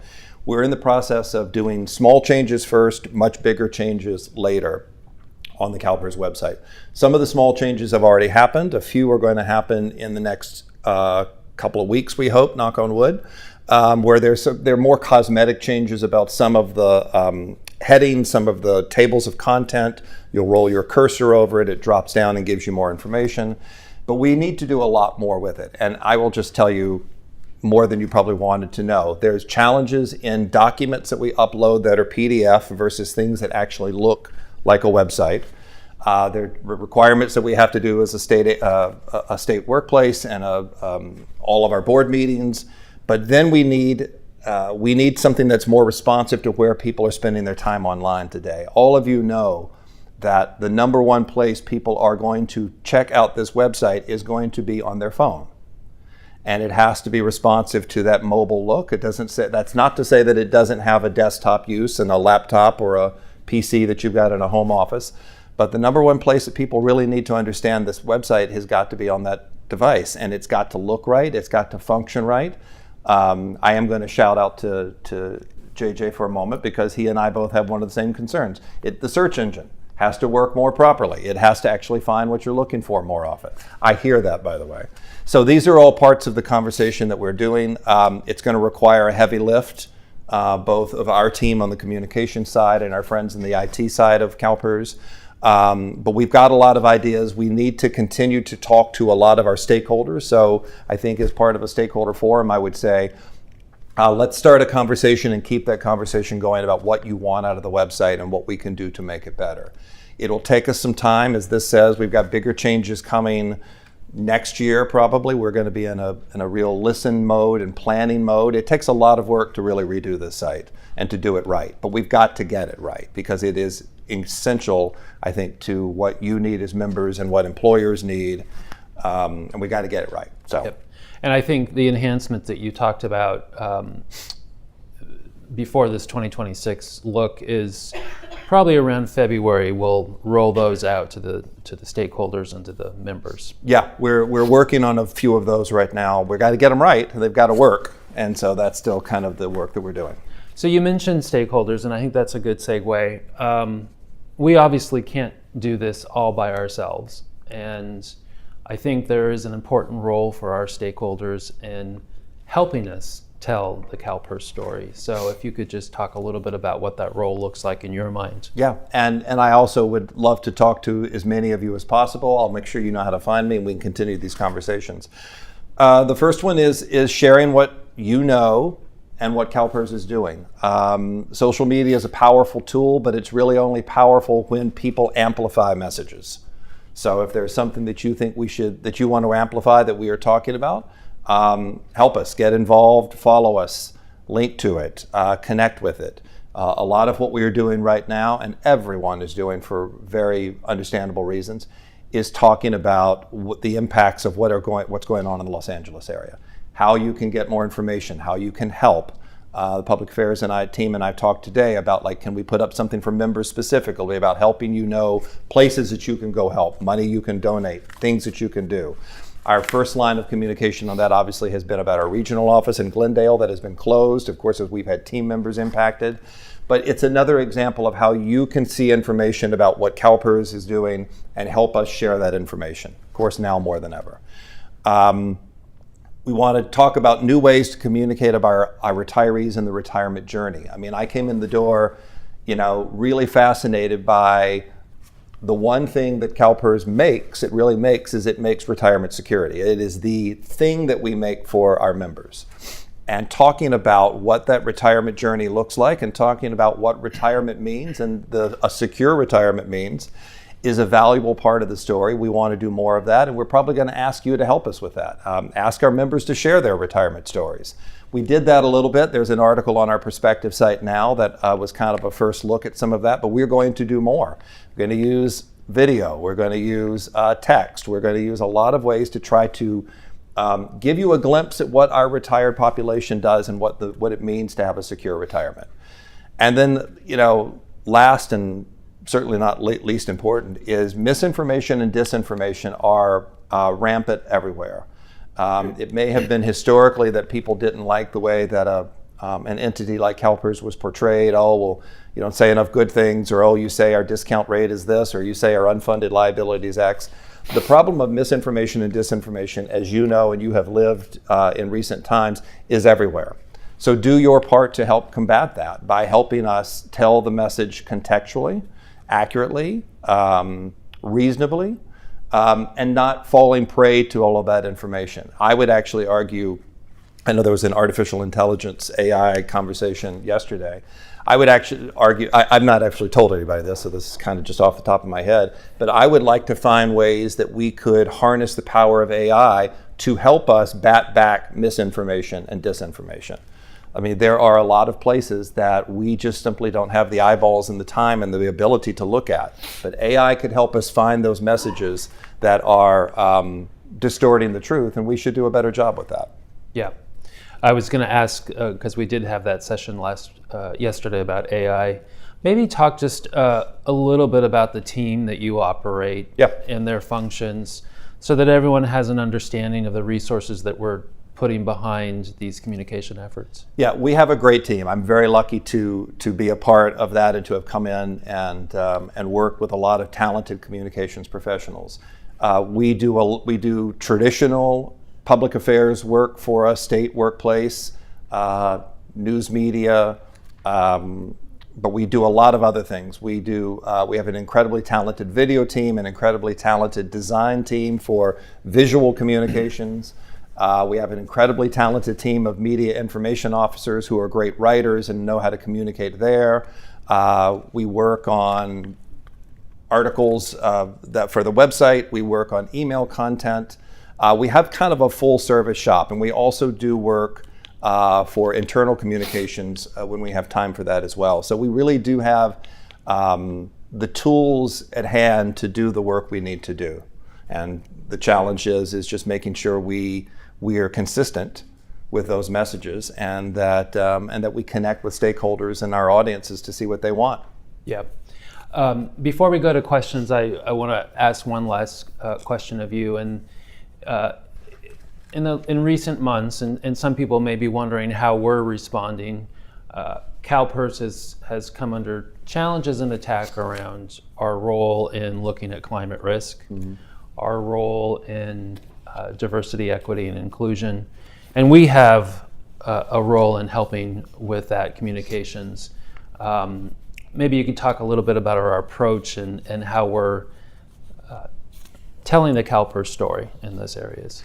Yeah, it's a never-ending challenge, I think. I mean, number one is reminding everyone that the work that is done by this organization is done always with an eye toward the fiduciary duty of the board and the executive team.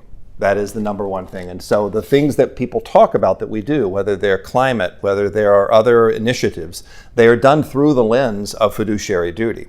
And I think that is a distinction that is lost sometimes in this misinformation kind of era that we live in, is that people think, well, you must be doing it for reason X or Y or Z.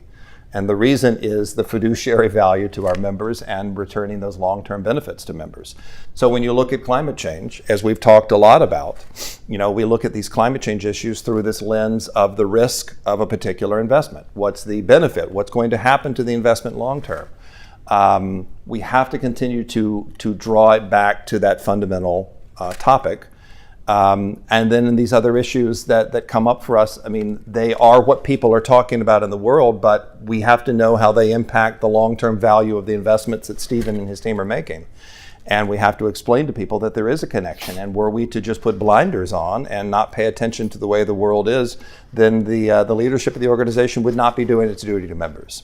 Yeah. And so that particular thing, while it sounds simple, is one that we have to kind of repeat and repeat again, because it gets lost in the maelstrom of everything else. Yeah, and you reminded me of something, and I think our stakeholders would appreciate it. And it's about our ability to communicate what we invest in. Mm-hmm. And I know we've had conversations with Marcy and Stephen that we want to do a better job at that and provide more disclosure than we have in past. And I will say one key to having transparency with that is improving the website. The website, improving understanding the investments at any given time and kind of the understanding of what those are and looking at some of those categories.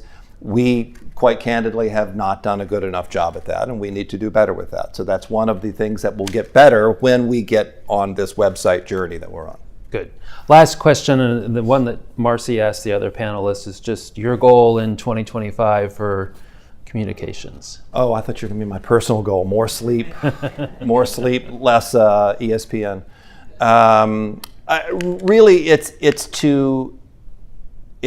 I've said part of it already. It's to ensure that we are contextualizing what this organization does.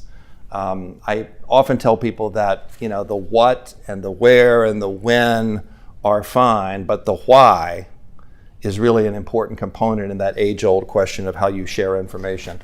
We've got to be more consistent, I would argue, at the why. So context is probably at the top of my list of making sure people understand a larger sense of what's going on in one particular item or one particular thing we're trying to communicate. And I think honestly, a lot of what you heard yesterday on risk and the asset liability management story and the notion of what is acceptable risk and the board having to grapple with that topic, that's something we need to be good at. That may sound, some of my journalism colleagues may say, well, that sounds like the most boring story ever. Well, no, it's not when you understand what's at stake and you understand what the choices really mean and you draw the stakeholders, the people who are part of this organization, in to let them understand the choices at hand. So we've got to get good at that. Yeah, thank you very much.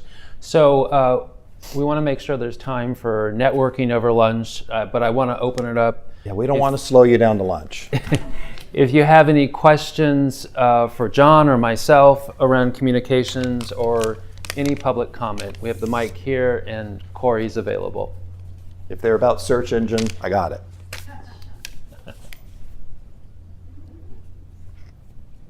Any questions? We succeeded. I know. How about we'll move to the public comment line. Ms. Forer, do we have any callers on the line? No, we have no callers on the line. All right. So just help me thank John for this conversation. Thank you.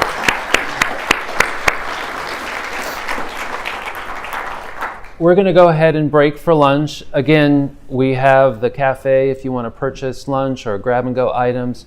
We encourage you to come back to 1140 with your lunch. Our board will be in there. You can continue to have conversations with them. And then we'll be back in the room here for our other two sessions starting at 1:15. All right, got through that. Thank you.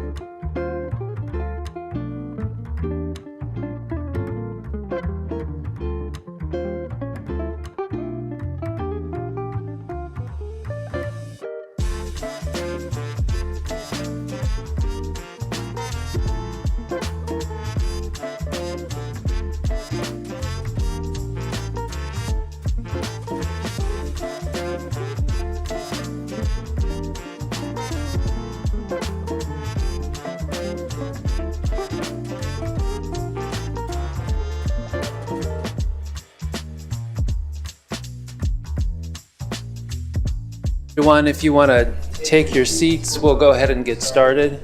Hope you enjoyed the lunch hour. So we're going to start this afternoon with an overview of an important program that we have, AgeAssured. And joining me on the stage here is Jared Shinneberry. He is the chief of our health policy and data division, and also Nicole Shearer, who is also part of that program. And I'm going to let them introduce our guest. So Jared, take it away. Sure. Thank you. And hello, everyone. I'm Jared Shinneberry, CalPERS team member. And I'm joined by Nicole Shearer, who's in my division. She's part of the team here, and Larry Nisenson from Assured Allies. And we're going to be talking about the AgeAssured program. So AgeAssured is an aging in place program that's specifically for our long-term care policyholders, and it's designed to help people age gracefully in their homes independently for as long as possible. And this is a relatively new service that we launched just last spring. And aging in place programs in general are kind of an emerging trend right now in the long-term care industry. And CalPERS is really a leader in this area. Other insurers are pretty interested in what we're doing here. They want to learn from us. And honestly, we're also quite thrilled that we're able to offer this program to our policyholders, because everyone wants to be able to live at home as long as possible independently, right? And to the extent that we can help them do that, we want to be able to do that. So these are services that can help policyholders postpone or even completely avoid more formal long-term care services. And what that really means is that we can meaningfully improve the lives of our policyholders while simultaneously managing the costs of our program in the long run. And that's ultimately a win-win. So Nicole, as I said, Nicole Shearer, she's the CalPERS lead on this program. She's been absolutely instrumental to getting this off the ground.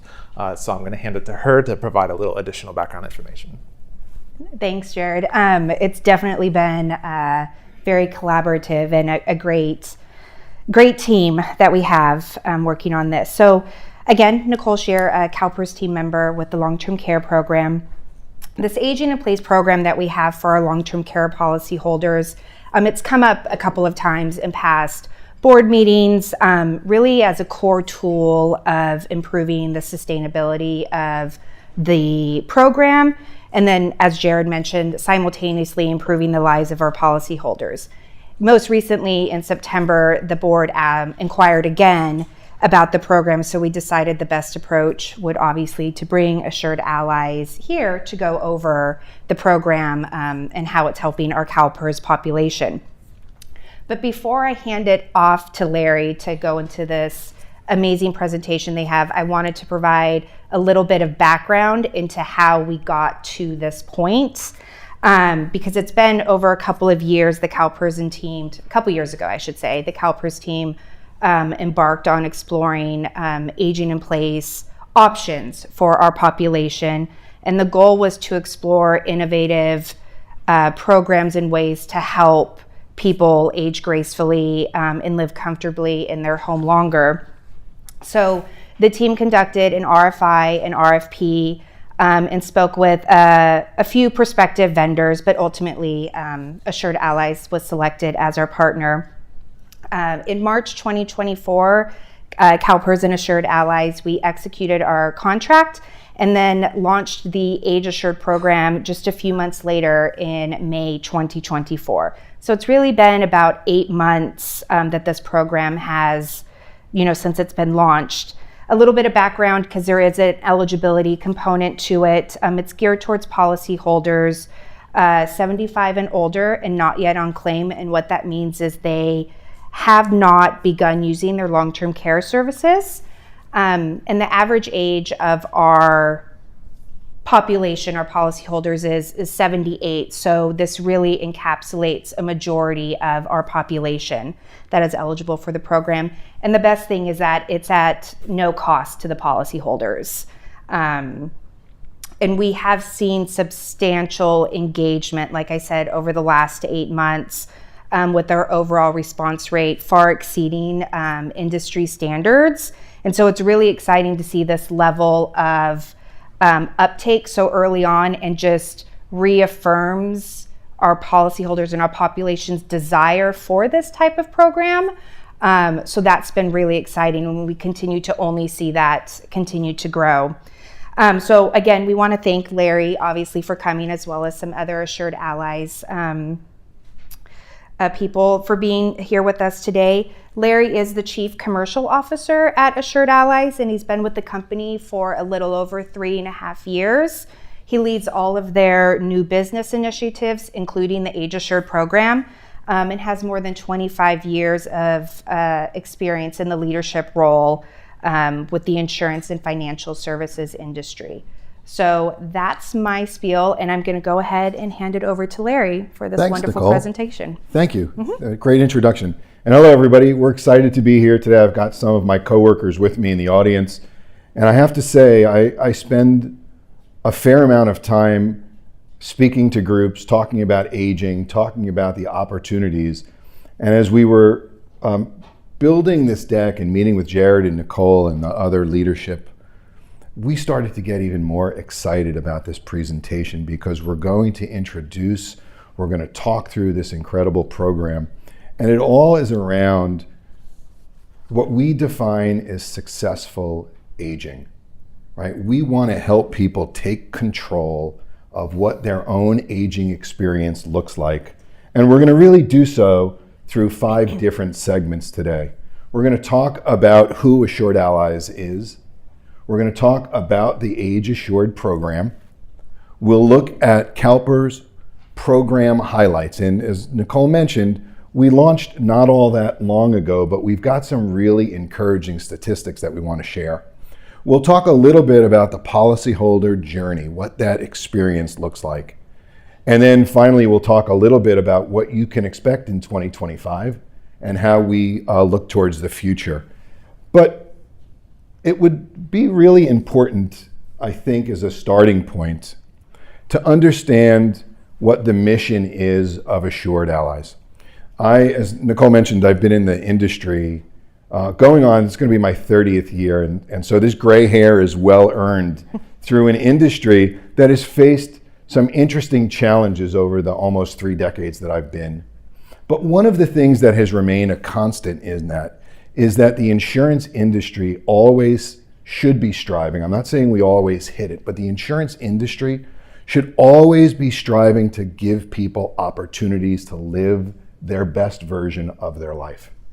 We have an audacious goal at Assured Allies, and that is to make aging or successful aging available for every person, no matter what that looks like. Every person should be the determinant of what they want their aging to look like. And our mission is to help shape that future of successful aging by delivering these innovative products and services that, again, are accessible to all. It's an audacious goal, and it's one that we wake up every day thinking about. When we think about the idea of transforming aging, you should know that for us, we've been in business for a little bit over 7 years. And it's a team of about 115 employees now. And when people ask me to describe our company, the best description I have is to think about the busiest intersection you can imagine. And imagine if that intersection on a street had essentially 4 main thoroughfares. And we sit in the middle of research and clinical sciences, actuarial science, data science. And we use those 4 disciplines to help imagine what it would be. What are the things that we could do to help people live their best version, right? We've been doing this for over 4 years. We've been in market with the products that we're going to talk about today. We spent, as you'll do the math, right? That means, wait, you formed 7 years ago, you're in market 4. So we spent 3 years doing nothing but clinical data, proprietary level research, where we were diving into what are the factors that we thought we could help influence aging. And long-term care is the place that we know we can have the most impact and that we can help the most folks. We have two business solutions, just so you know. The first one imagines new products, new aging products wrapped around life insurance or annuities or traditional long-term care. And in that product, we're not going to talk about it today, in that product line, we're working with companies and carriers and consumers to build the best version of new products. And we have our other business unit, AgeAssured, which is what we're going to talk about today. And in this business unit, we work with insurance carriers and folks that are in this room to work with their in-force policyholders to try and provide the best experience for those that are approaching the age where they might start to deteriorate a little bit. They might look at going on claim. And again, our view is to try and provide ways for them to live independently as successfully at home for as long as they can. So let's take a look at the actual program itself.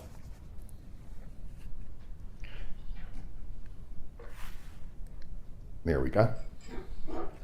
The AgeAssured program is built on 4 pillars that we're going to discuss. And I'll say that this is an evolution, is the way I would describe our program. Right? What we came out with originally sat at these same 4 pillars around stratification and engagement and the clinical program we deliver, and certainly the allies that deliver that, our individual health and wellness coaches. But the program itself has evolved from where we started, and we continue to evolve both in the protocols, in the way we go to market, in the way we work with policyholders. And what you get from Assured Allies is this innovation idea, right? We believe innovation takes work, and it's our pleasure to do that on behalf of the firms that we work with and the policyholders who are entrusted to us. The core pillars, as I said, let's sort of talk a little bit about what they are. The first one is stratification, which is a big fancy way of saying we look at the subset of policyholders. Nicole said we work with policyholders that are 75 and older that are not yet on claim. And our goal in the stratification is to identify who is most likely to be able to benefit from our help. It's not that we don't want to help everybody, and we do. We'll talk about that in the engagement. We work with all of the policyholders, but what we want to try and do early on is identify who are those that would benefit the most from working with us on intervention, working on us with our health coaches, etc. From there, we talk about engagement. And engagement is really made up of 2 factors. It's a popular word, by the way, now in the wellness space, is to talk about how engaged people are. And that is important, right? Engagement meaning, are you reacting? Are you working with us? Are you joining? And that is important. But it's not just that we get enough people. It's, are we getting the right people? Are we getting the people who could most use our help? And when we start to dive into engagement, you'll see the numbers and you'll see how we got there. And we are very impressed, as Nicole mentioned also earlier. The initial outreach, the initial engagement are not just that the numbers are great, but it's with the right folks that we're looking to engage with and really help.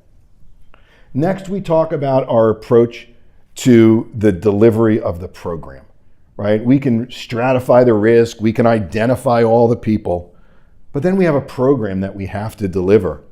We use protocols and workflows that we're going to talk a little bit about to provide a consistent experience, and it's really important for us, right? We want to know that every policyholder that reaches out, every time we speak to a policyholder, regardless of where they call from or who they get on the phone, that the experience is consistent, that it's helpful. You're going to hear about the sheer number of interventions and opportunities we have.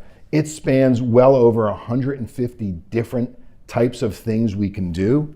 And we want to make sure when we're doing the clinical program that we provide that consistency.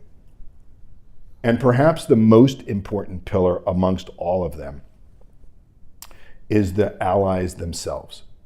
Who is providing the service to your policyholders, or our policyholders, or you, the public?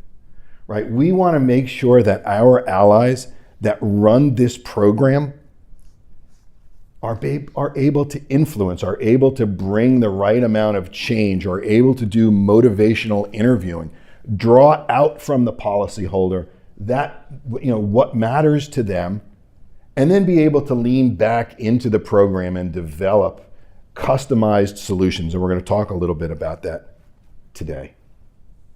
All right. What is this stratification? What does it actually mean when we look at it? And you can read the slide that's behind me. And I want to be a little bit clear around stratification, because there's always a question around data and privacy and integrity and who sees what.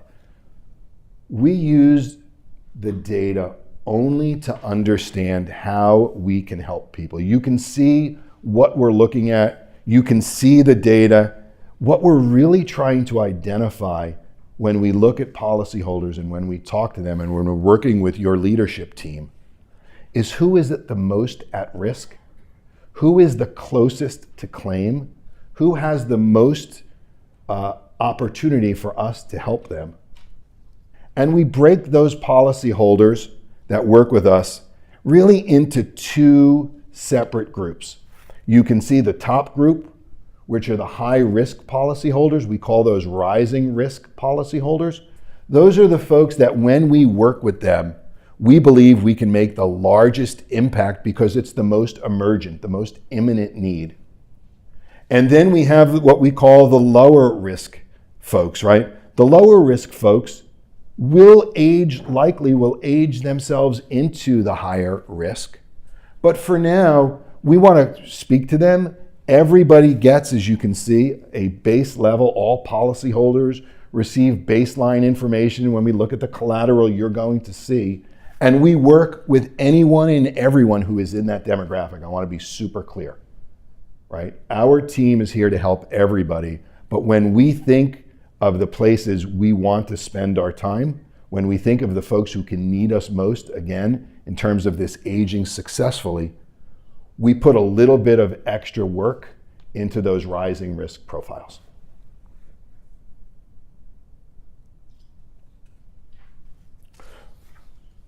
I mentioned a little earlier that we spent the first few years doing research. And it's easy to think that the research that we did was around the aging curve, right? And that is very true. We had clinical teams poring over every drop of research, of doing our own proprietary research. We've got teams of PhDs in every area of gerontology doing proprietary deep learning.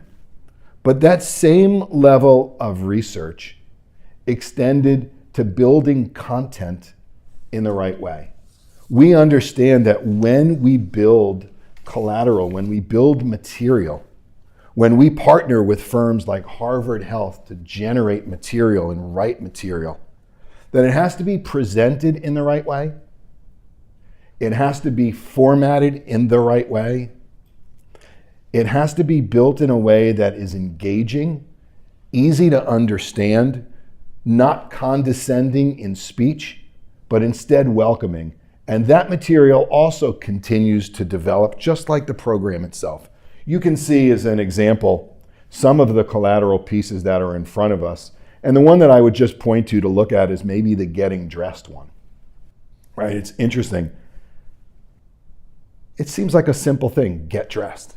But for anybody who's struggled with some level of disability, getting dressed is not a simple thing. Just as an aside, my mother-in-law just 3 days ago had hip replacement surgery. And she's a very active 82-year-old. When she's fine, she motors around like it's nobody's business. And I was trying to help her. I'm in the care business. I was trying to help my mother-in-law get ready for it, moving things from lower shelves to counter height. And I said to her, have you figured out how you're going to put your socks on? And she said to me, yeah, I'm going to put them on the same way I've been putting them on for 82 years. And I said, okay, but how are you going to do it when you can't bend your hip? And she had this aha moment. She hadn't thought about it. There are strategies, there are opportunities, there are devices available, and we present information as simple as that in a way that helps people understand there are certainly strategies around it, and we do so in a way that's both recognition of what's coming, but we do it in a very respectful way, right? We want to welcome people into what we're doing, not speak to them in anything less than a super respectful way. And that's on the engagement. So there it is. Here we go. I was reminded twice to point at the laptop. Maybe I need to get a little cognitive test on that. So the next question is this. So you've stratified the risk. You've got a bunch of material that gets people engaged. But where does the rubber meet the road? Let's talk about how we work with policyholders who join the program. What happens when they call us, when they reach out? How do we support them? How do we assess their needs? How do we encourage them? And what do we do to keep them motivated? With the AgeAssured program, in the evolution of where we are, we've really identified what we would describe as sort of this subset of challenges that exist for policyholders, things they may face, things they're likely to face over time, and that if we don't address them, this is the important part, they're likely to lead to a claim and loss of independence, right? There's lots of things we could help people with. But when we talk about living independently, we've narrowed it down to this subset of help around things that will keep them off of claim, living on their own. And with each of these issues, and we detailed some of them on the screen, right? With each of these issues, there's also a number of ways to solution those exact issues. So it's not a cookie cutter. It would be amazing if it was, but like the aging journey for every policyholder is different, the solutions need to be different also. And so when we talk in a moment about our allies and we talk about who they are and what training they go through, it's important to understand this is not a rote activity, right? This is not us waking up in the morning and saying, okay, we're going to have 2 number 3s, 1 number 4, check a box here. This is all customized to each policyholder's living situation, level of independence or disability, who are they living with, how are they living. All of these things matter. And so let's look at an example. And maybe we can give a little bit of context in this. So here's an example, and we're going to look at an actual policyholder experience later, but let's just look at this diagram here. Let's say we have a situation where we're speaking to a policyholder and understand that maybe they have trouble with bathing. Let's use bathing in this example, right? And as you can see, right, from bathing, there's not one issue that we're going to possibly deal with. There could be 3, 4, 5 different challenges associated with bathing in and of itself, right?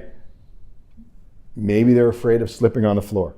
Maybe they've got stability issues when they're in the tub itself, right? So they're not worried about the floor, but they're worried about, they still have a step over bathtub, and they're worried about that. Maybe they're worried about, the particulars of trying to figure out how to wash their back when they've got all of these other things going on.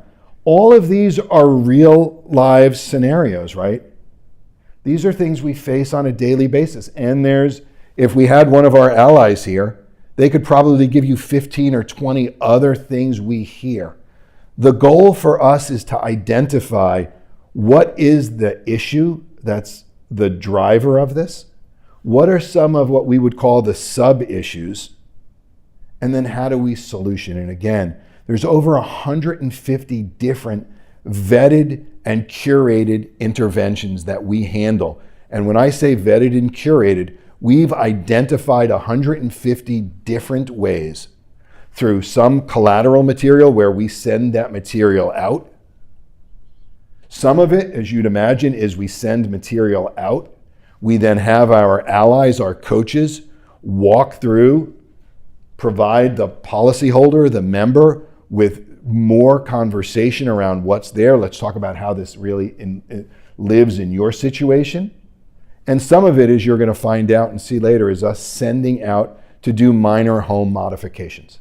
We want to make sure that we can help people live as successfully, age independently as best we can.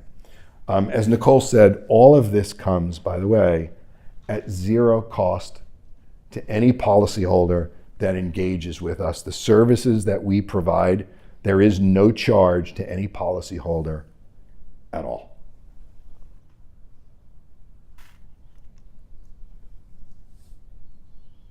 Perhaps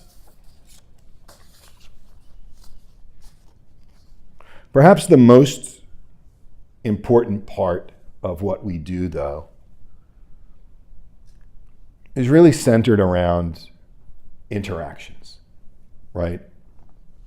You can have amazing protocols, and you can have incredible collateral material. And you can even have a program that is automated and does lots of the heavy lifting itself. But at the end of it, people need to be helped by people. Much of what our allies do is not just talk. It's that we are a listener. We are empathetic listeners. When we first started, again, under the vein of, or through the vein of innovation and iteration, we thought the best way to approach this, frankly, was to have clinicians on the phone, right? We thought we want to have people who are the most knowledgeable about as many of these particular issues as we can on the phones. And I will say that it was a great learning experience for us. It was a developmental opportunity, as we used to say, right? What we learned is they were amazing in the same way when you go to your doctor and somebody is asking you about details and they're methodically moving through the questionnaires. But that isn't what the program required. What we required from our health coaches was an ability to relate. It was an ability to empathetically ask questions. It was the ability to do what we call sort of motivational interviewing techniques, right? And so we moved to board certified health coaches about a year or so ago. And what we get in these board certified health coaches are really two things. First, they are certified, trained, and adept at guiding these really challenging conversations. I mean, think about it. If you're a policyholder living somewhere in Northern California, you reach out to somebody, you get some mailings, you get a call from us, and you schedule an appointment to speak to somebody who you don't know. You're meeting them for the first time. The question is, how much information would you be willing to share? How much would need to be drawn out of you? And how long would it take somebody to get comfortable speaking to a relative stranger on a phone, sharing really personal information? And what we found is that when we hired the right people, when we trained these certified board coaches that were great at asking the right questions and lending an empathetic ear, the quality of what we got back in terms of feedback, the way members and policyholders shared what their concerns were, validated that this was indeed the right way to approach it. They are also incredibly experienced in dealing with an aging population. This is one of the gating factors for us when we hire people, right? One of the ways that we do it, one of the series of interviews and questions, is we want to understand how they relate to that aging population. And only when we're confident that they understand the audience, they understand their needs, maybe they did health coaching, not maybe, but they definitely have done health coaching with an older population. That's sort of the critical two skills that we look for in these folks. And then the question is, fine, so we've got the right coaches. What are they doing? And you can see, I won't read the slide to you, but I'll give you a little bit more context, right? Each call has a different focus. Just like each policyholder that we speak to has different needs, the calls tend to sort of meander at times, right? It's a winding road. It's not a direct path from first call to second call to resolution. It doesn't work that way. And we don't judge, just to be clear, we do not judge our allies. Our coaches are not in any way evaluated on how quickly they move people through. That's not our model. Our model is all about helping people avoid what can be avoided. Sometimes it's 3 calls, sometimes it's 5 calls, sometimes it's a series of calls, right? Our goal is to understand what the policyholder needs, try our best to build a relationship as quickly as we can. And in the world we live in today, I will tell you, it's incredibly challenging to do so. For all the right reasons, seniors have their guard up against talking to people they don't know. And I am fully supportive of that, right?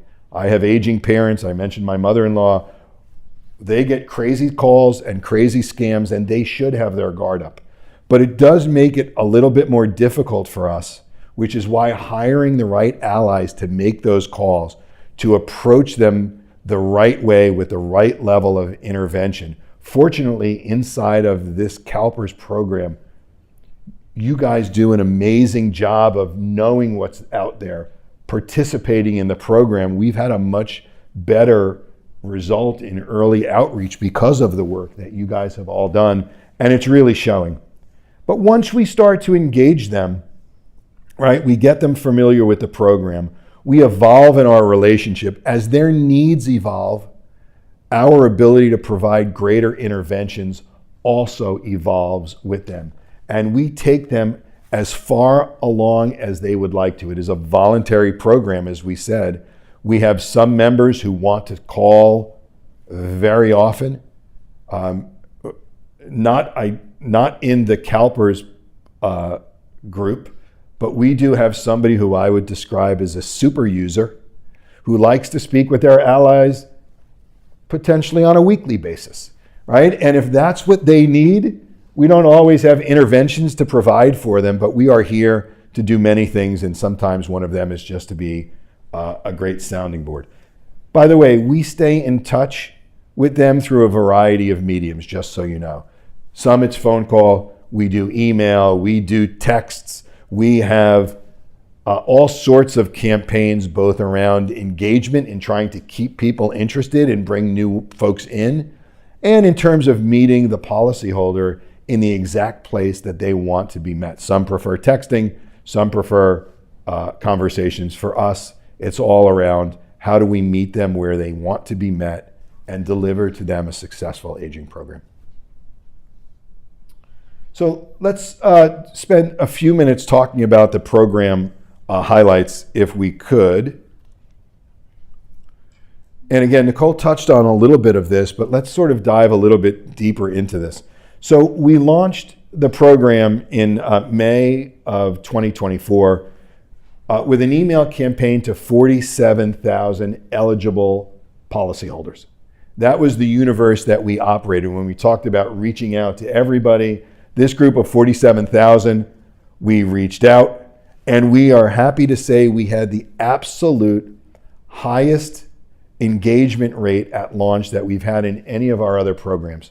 We had a 13% of those folks contacted us and said, I'm interested, I want to know more, please tell us what it looks like. That resulted in over 6,300 policyholders in the program. These are 6,300 people who've met with us, are working with us in some level of engagement, some more than others, and more than 30% of those that opted in are policyholders in that rising risk category. Again, that's the category that we think we can make the most dramatic impact on, right? Because they're the closest to need, and we know that they fall within the 150 different versions of interventions that we have. And so getting 30% of them to opt in at launch is really amazing for us.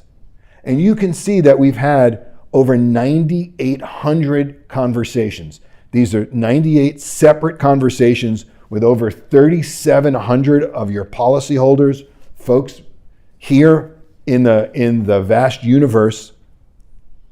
And we've identified over 2,400 needs, right? This is 2,400 interventions, 2,400 ways that we can go and help people.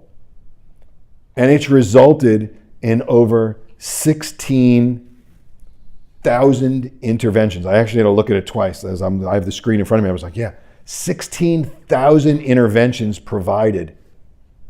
That's an amazing opportunity for us to help those 1,700 policyholders getting back to what we talked about, which is our mission to help them age as successfully as possible. So the question is, what does that policyholder experience look like, right? It's great to hear about it. It's great to even think through these vast numbers of interventions and what we're doing and how we're doing it. But let's sort of look at it now through the eyes of a policyholder and what their experience might look like. You can see the 3 quotes that are down there, but I want to give you a little bit of maybe some background. For those that aren't familiar with an NPS, right, which is a Net Promoter Score, right? That's what we would look at as sort of the positive rating. And this is, in this case, we had 1,500 responses. And we essentially ask policyholders this question: how likely are you or would you refer a family member or colleague to the program? That's the question. And it's really on a scale up to 10, 10 being the most likely, I love it, it's amazing, and 1 being, I'm going to take a hard pass. A Net Promoter Score of 70, and we can maybe talk about this at another time, but know that Net Promoter Scores of 70 are considered to be excellent scores. It's a great positive indicator of the program, and something we're extremely proud of in being able to provide inside of the program, right? They get at the heart of what we do, and I can share with you that when we meet as a team internally, when we meet weekly as a team to talk about how the program is doing, we talk through lots of member experience statistics. But the one place we take a keen eye to is how well are members rating us? How are they judging us? Because that is where the rubber meets the road. And you can see, just as an example, 3 of the quotes, right? Here's one. I do want to express my gratitude for the service. I'm impressed by the fact that you can provide service that is so relational when it comes, which I think is really important, and with such a large group. I'm impressed. I feel good that I know that if I have a question or a problem, I can call you guys and you'll try to help me out. And you know, it's a good feeling to know that somebody cares. These are the types of comments that honestly get at the heart of what we're doing, right? I'll tell you, you guys are very well organized, and I'm not surprised because CalPERS is an A1 company. We didn't put that in gratuitously, by the way. That's that's not our editorial, right? When it takes care of all of the state employees. These are the types of things that we share internally. All of our employees show up every day. Could have covered this earlier, but it's a good point to sort of think about this. Not only are we a mission-driven company, not only do we try and hire the best talent out there, but we strive for mission-driven employee engagement on our own. Quotes like this are the fuel for our teams that sometimes are working in silos, right? Our engineering teams don't always appreciate the client experience when they're doing development work. They might be looking and working on a dashboard, and that dashboard doesn't necessarily relate to the mission. So when we see quotes like this, we share them internally, because it is the fuel that helps us provide an even better experience for your policyholders. And I will continue to share them both internally and externally. So let's look at Martha, right?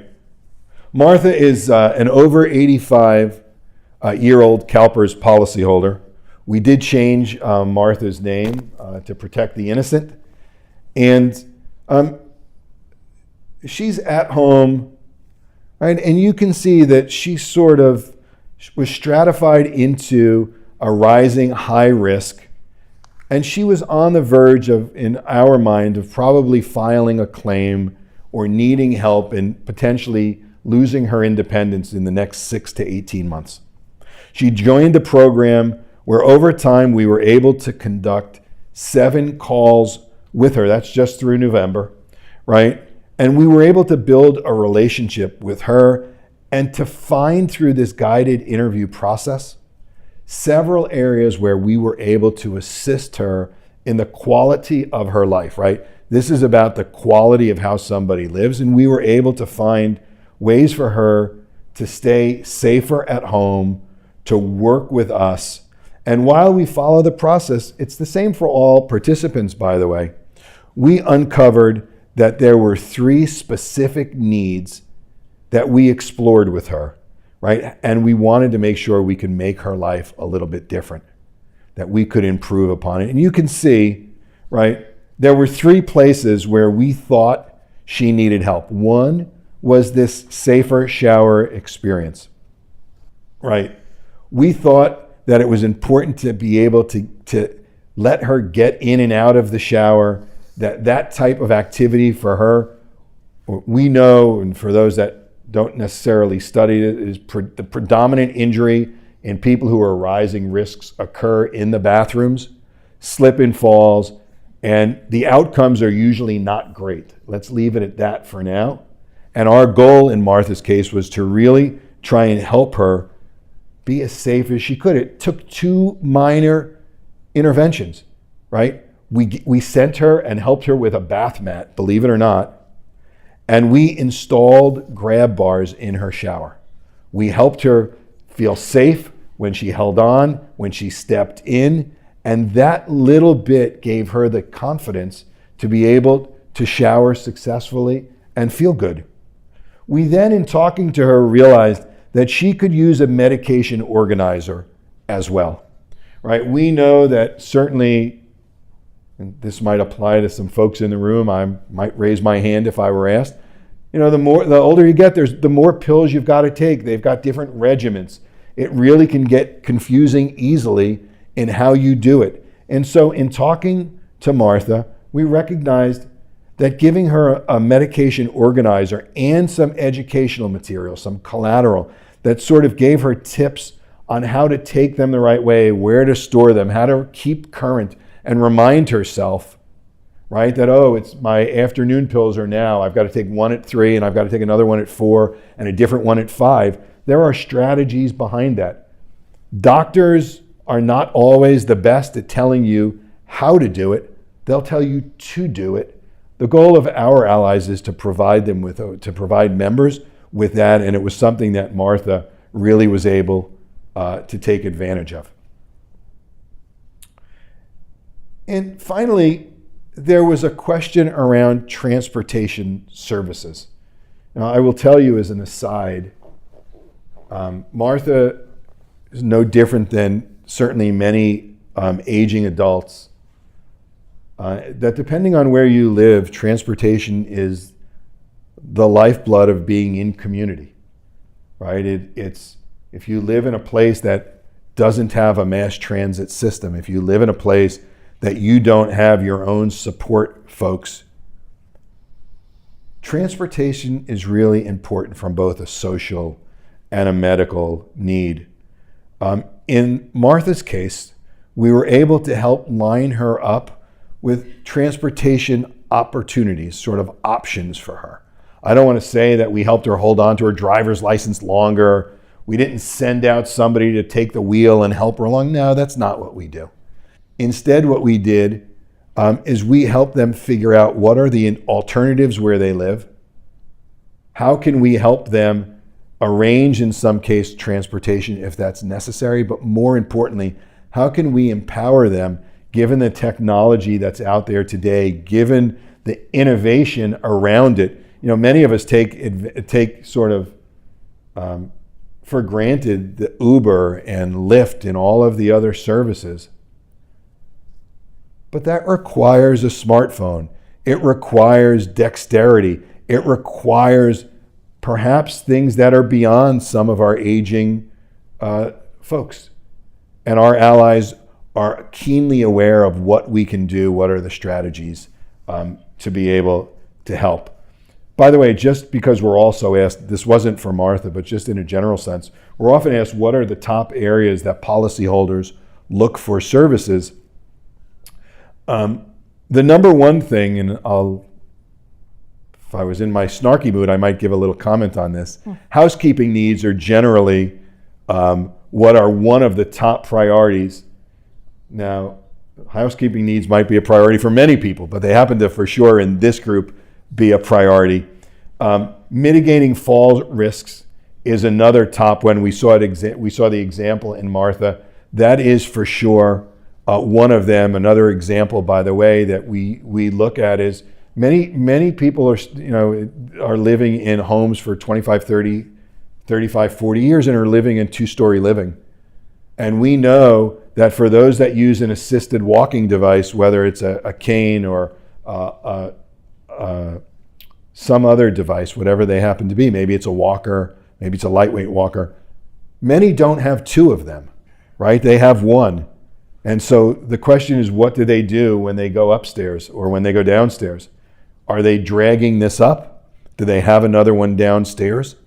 As simple a solution as it is, sometimes our allies just send out another walking device, right? Whether it's another cane or another lightweight walker, whatever it is that they need, certainly mitigating fall risks is one of the top priorities. Meal planning, bathing, and nutrition are also the other three that really sort of float to the top in terms of what people are asking us for and what it is we want to provide for them. So now that we've sort of talked about the program, let's talk just for a minute, if we could, around 2025 and beyond. And look, we have had high engagements, as we mentioned. We had high initial engagements. Policyholders are happy with the program as it says, and they're grateful. You know, the ones that have responded are grateful for us to be there, and that's wonderful. Our outreach to engage policyholders is a continuous effort for us. While the initial outreach is impressive and the number of interventions that we've done working with a number of policyholders continues to grow, I will tell you that I'm not going to be happy until I see that number continue to elevate. We know that as people age, they need assistance. We know that what we can do for them in providing that assistance is important work. Nobody, and I mean nobody, in almost 30 years of speaking publicly and doing seminars and speaking with consumers and seniors and agents and advisors and all sorts of constituents, when I asked this ridiculous question of who wants to wake up in a nursing home tomorrow, only once have I ever seen a hand go up. And as you could imagine, when that hand went up, not only was I shocked, at the end of it, I had to grab that person and say, I need to know what's going on. And what they said to me is, it was a man, and he said, my wife is in a nursing home and I'm longing for the day that I can go join her. And that I got, right? It was this sort of amazing moment. But other than a situation like that, nobody is looking for that. Everybody wants to live as independently as we can. And our goal is to do that for every policyholder, whether they're a rising risk today, whether they're classified as a low risk, whether they're just interested in staying as healthy and independent as they can. We're going to continue to work on behalf of CalPERS and your policyholders for as long as we can. We will continue to evolve this program. We think it is imperative that our clinical, our research teams, our data science teams continue to be out on the edge, out on the fringe of other innovations. We live in a world that is so fast moving. We don't have the opportunity to sit back and celebrate. Instead, our teams will continue to explore new ways of helping people age successfully. I don't know what they're going to be, honestly. It's amazing to me to think about where we are today. If I had my lead clinicians here, they would talk to us about things that I find honestly unimaginable through AI and through some of these innovations and machine learning and all of that crazy data stuff that's going on. But we are going to use those types of enhancements to continue to build and imagine and bring to force the best wellness program we can possibly bring for you. And I want to say thank you, not just to Jared and Nicole, but to everybody for your trust in working with Assured Allies. Know that we wake up every day looking to enhance and work for you. We're incredibly optimistic about the future. We see an incredible ability to help you age successfully, and we're honored to be able to do so. So with that, I'll say thank you, and I'm not sure, Jared or Nicole. Yeah, thank you very much, Larry. Let me just join me in giving them a round of applause, please. Thank you very much. So we do want to open it up for questions or public comment. If we have any in the room, we have the microphone here and somebody with a mic as well. Any questions for any of our panelists? Sounds like you did a good job, Larry, in explaining. Oh, JJ, yes, go right ahead.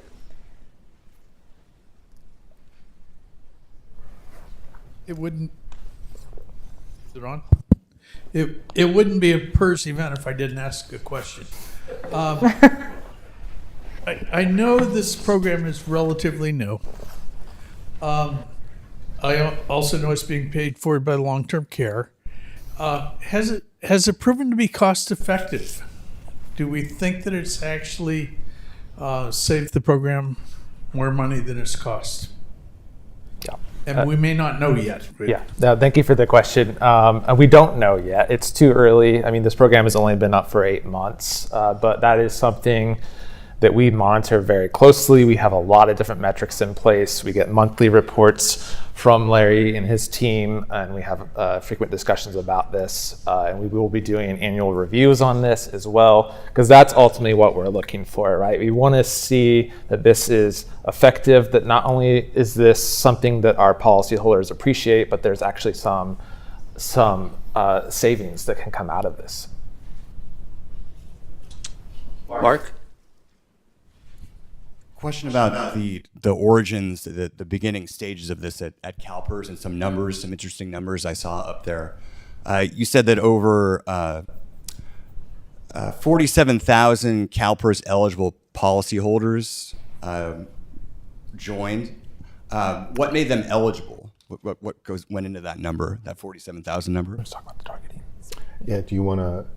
I mean, we selected a specific age group that we knew, based on industry experience and our conversations with Assured Allies, that would have the most impact. There was the most opportunity for impact to have. So that 47,000 number, that's the broader group that are eligible for the program. Not that whole group is not enrolled in the program. Right. They're eligible for the program, so that's who we focus our efforts on, because we know that there tends to be a lot of opportunity. Right, and those were, again, policyholders over age 75, right, not yet on claim. Exactly. Thank you. Of course. Thank you. Thank you. Any other questions? So I've been told we don't have any callers on the line, so I just want to thank Larry, Jared, and Nicole one last time. Thank you for being here.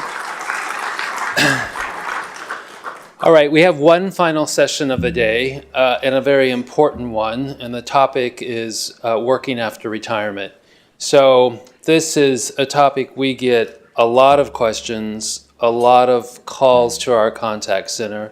It is also an area that can be easily misinterpreted, and we want to make sure that our members and our employers that are working with retirees, I think their mics are still on, clearly understand the rules around this area, so we don't want you to run afoul of those. So we have our resident expert on this topic. I'm going to ask another Brad to come to the stage, Brad Hansen, who's chief of our employer account management division. And be nice to him, he's flying solo. So you can do whatever you want. So please welcome Brad Hansen. We have had the clicker. We did have one public commenter. Let me just. Oh, sure. Sorry. Let's leave that there.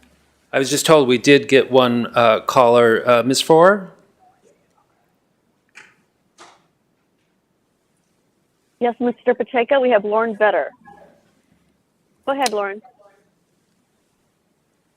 We did get one caller. Ms. Foer? We can hear Lauren Vetter. And Yes, Can please you hear proceed. me? Yes, we can hear you. Okay, I would like to share a few thoughts about the AgeAssured program. I've been working with the program since the first member of our chapter received the information in May. I submitted my own application in June and started working with an ally in July of 2024. I was skeptical at first about the program. The concept made sense, but it seemed almost too good to be true. This program would allow me to access items and services to prolong my ability to live in my home. There was no cost, and it would not count against my long-term policy. I decided to give it a try for myself to determine if it was real. My first call was lengthy, and the ally was personable and knowledgeable. She managed to get information out of me without injuring my pride. My first shipment of products and educational materials surprised me. The follow-up of the ally several weeks later to review the products I had received and whether they met my needs was appreciated. The ally also reviewed the educational paperwork sent under a separate mailing. I've been working with this program since that time, and I can't say enough about the excellent ally staff and their follow-through.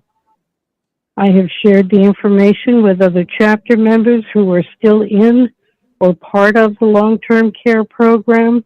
This is an excellent program, and I encourage other members to take advantage of the resources and guidance it offers. Thank you very much for your call and for sharing your experience. We appreciate that. All right, with that, You're welcome. thank you. We'll turn it over to Brad Hansen.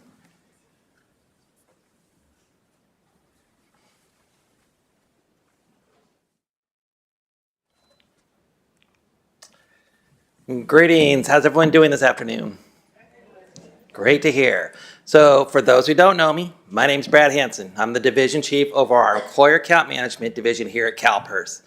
And in the employer account management division, we have several different programs that help serve our employers. Let me just go over a few of them. One of which is our employer payroll reporting area, which I affectionately call the lifeblood of CalPERS. All the data that feeds our system, from our service credit to our retirement calcs to even the receivables for their contributions are due, come through the payroll area. We also have our compliance and compensation area, and their duties are to review members' compensation at the time of retirement to make sure that it's compliant with the Public Employers Retirement Law. They also assist employers with reviewing their MOUs and labor agreements to ensure they're compliant, as well as helping them with any of their employer review audit findings. And then lastly, we also have our membership review team. And that team assists employers and members alike with their membership needs, be it arrears determination or just simply determine if they're eligible for membership. Well, also within that section is our post-retirement employment section. And what they do is they actually review and monitor retired annuitant positions for compliance. And that's the topic I'm here to talk to you guys about today, post-retirement employment. So before we begin, let's go over the 3 different things that we're going to cover today. First off, we're going to talk about reinstating back to active status. So basically canceling your retirement and coming back to work as an active CalPERS member. Then we're going to talk about one of the hottest topics going on here at CalPERS, working as a retired annuitant. We're going to cover all the different types of retired annuitant appointments there are, all the different requirements and restrictions, and even some of the penalties when some of the statutes and regs are violated. And we're going to also do a little bit of myth busting on some issues that have come up recently revolving around school employers and retired annuitants. And then finally, we're going to discuss working for a non-CalPERS covered agency as a retiree. Okay, so let's jump right in. So reinstating back to active status. So once someone's retired from CalPERS, they don't have to stay retired. If they get that itch to want to come back and work full-time for a CalPERS covered employer, they can always do so. First step, they have to go out and find a job with a CalPERS covered employer. Once they've done that, there's a packet that's available on our website. It's called the Publication 37, or also known as Reinstatement from Service Retirement Application. Once the member gets the job offer, they take this form to their employer and they fill it out together and submit it to CalPERS for approval. It's best to get a jump on this application because oftentimes, if it's not processed timely, there can be some overpayments revolving around that. So for instance, if you got the job but CalPERS hadn't approved it and you had received any retirement checks while on an active status, you would have to pay those retirement checks back. So make sure to stay on top of that if you are seeking to come back to CalPERS as an active member. So there's quite a few benefits associated with reinstating back as an active member. Before I get into that, let's talk high level about how CalPERS calculates retirement calculations, or I should say retirement allowances. So it's based on 3 factors, and I'm sure many of you are already familiar with this, so please bear with me. I love saying this part. So there's 3 different factors. 1, the service credit that you've earned while working for a CalPERS covered employer. We take that and we multiply it by something called a benefit factor, which is an actuarial factor based on your age of retirement and the formula from which you retire from. So once we take those 2 factors, we multiply it out, and it comes up with a percentage. And that percentage is of what we call your final compensation. And your final compensation is your highest 12 or 36 consecutive months of pay from that employer that you're retiring from. So by reinstating, you can actually increase all of these factors and increase your retirement allowance as well. So obviously, if you come back to work, you'll be contributing back into the system and earning more service credit. You also will be older by the time you retire. And again, your benefit factor is based on your age. So again, the more years you work, the older you retire, the higher that benefit factor is.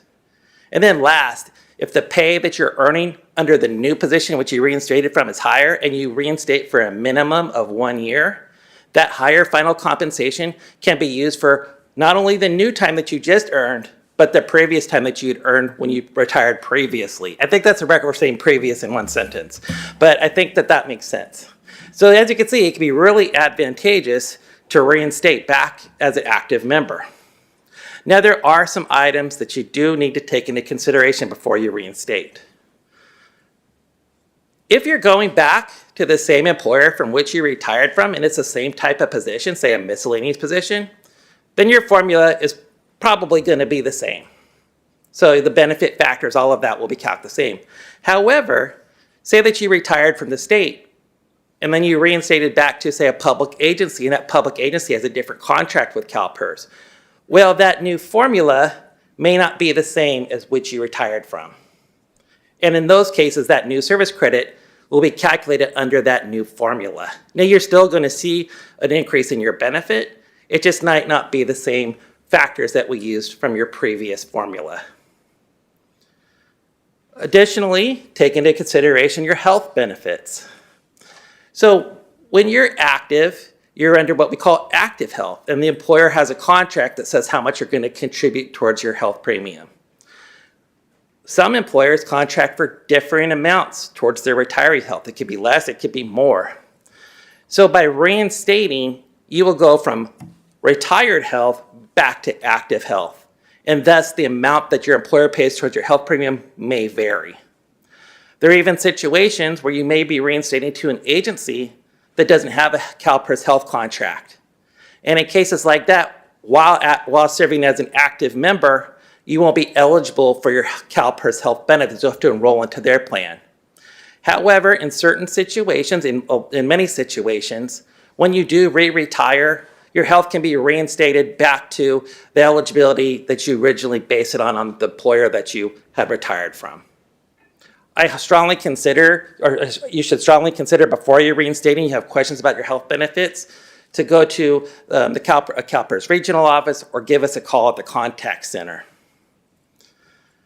And the final point is cost of living adjustment. So every year after you retire, actually starting the second year after you retire, CalPERS members receive a cost of living adjustment to their retirement check. It could be anywhere from 2% to 5% based on the employer's contract.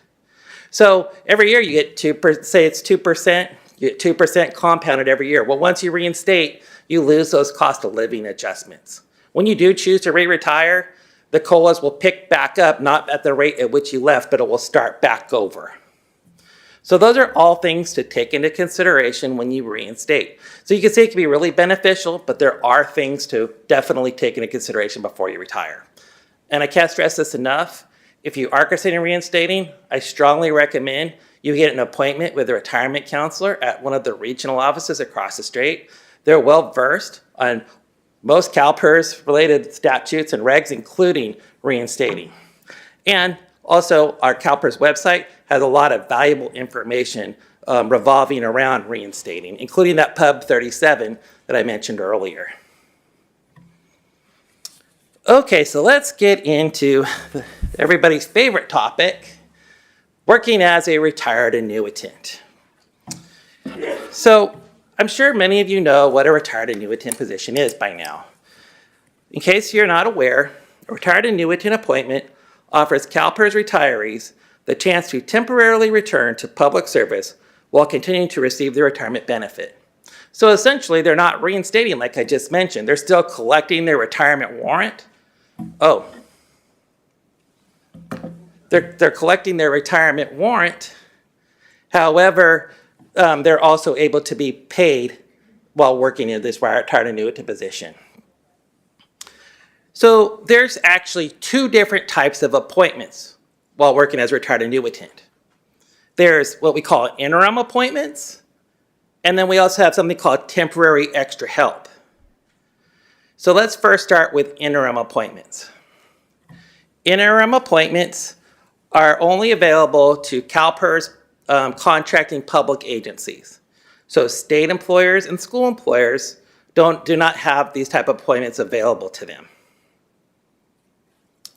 In order for an agency to have an interim appointment as a retired annuitant, it has to be formally approved by their governing body. When they seek approval from their governing body, CalPERS recommends that they pass a resolution. On the CalPERS website, we actually have sample resolution language that employers can utilize in order to draft up a reso that's compliant with CalPERS laws. Once that resolution's been passed, it should be sent into CalPERS, so one, that we're aware of it, so that way if we see someone enrolled in an interim appointment that we know that this reso was passed and it was adopted by the governing body. And that way they won't run afoul of noncompliance. Once they're in an interim appointment, they can only serve for one duration, so they can't be reappointed to the same interim appointment over and over again. and the employer must have an active recruitment to fill the position for which they're filling in. So again, that is only available to contracting public agencies.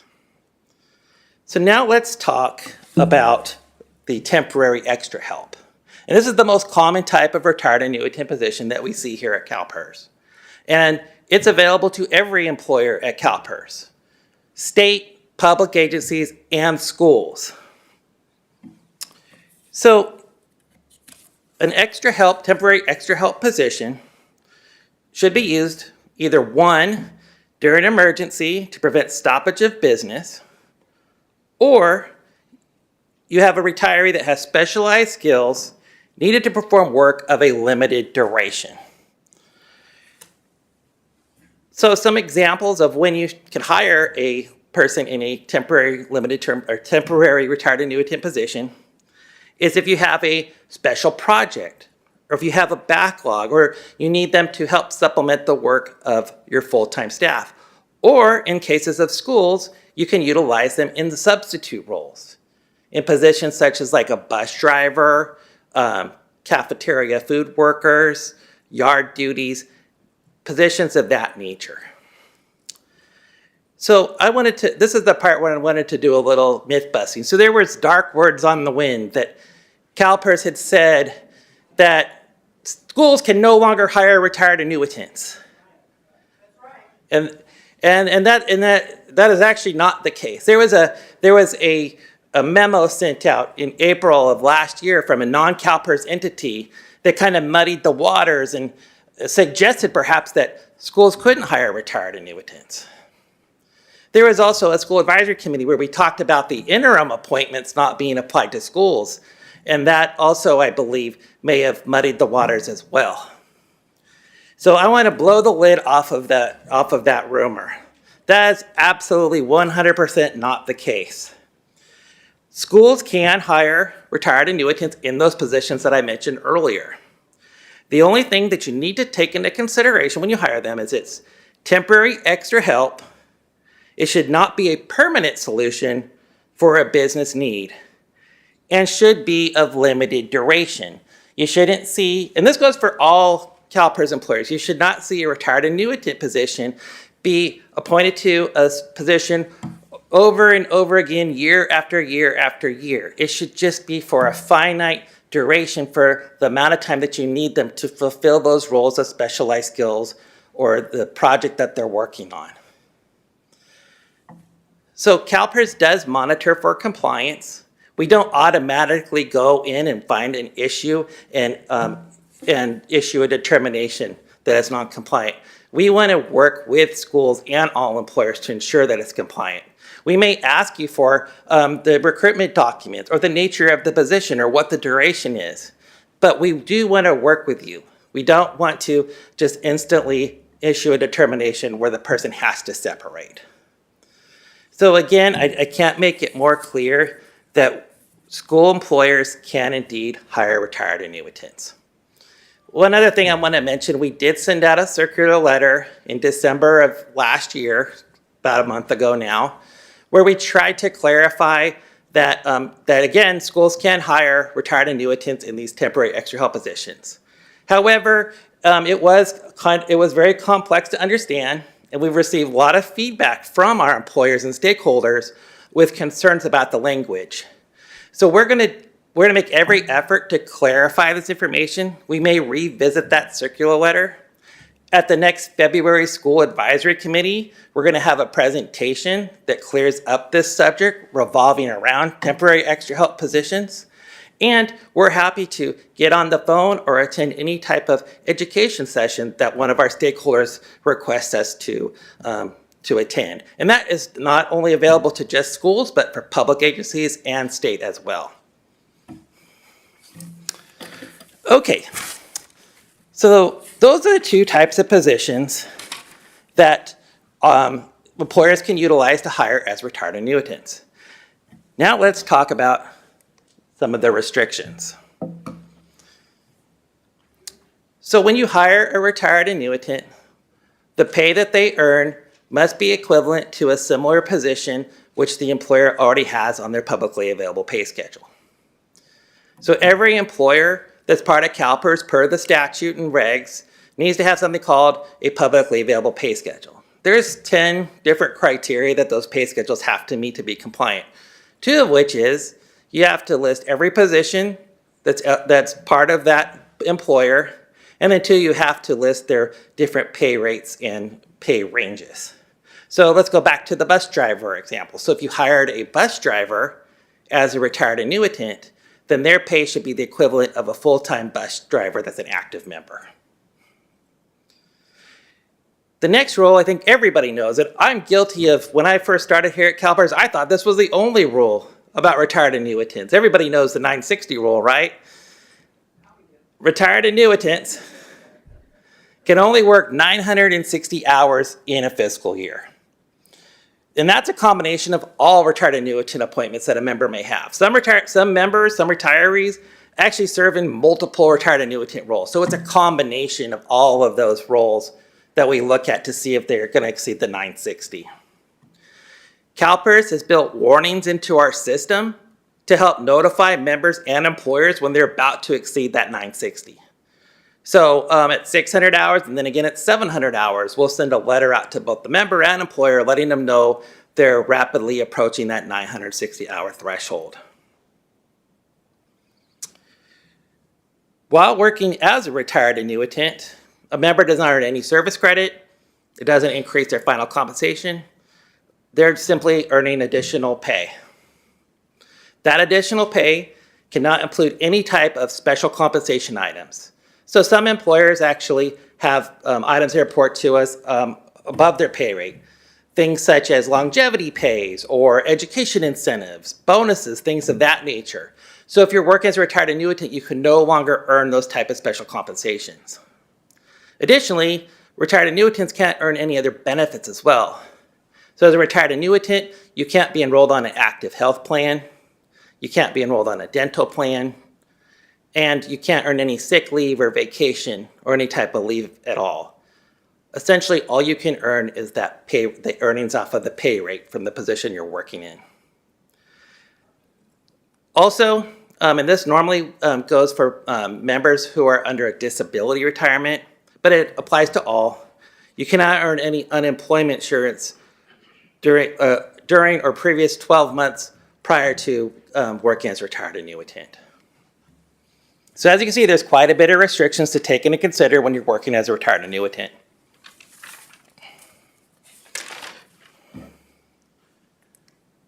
So this next part is maybe the most complex part, believe it or not, of working as a retired annuitant.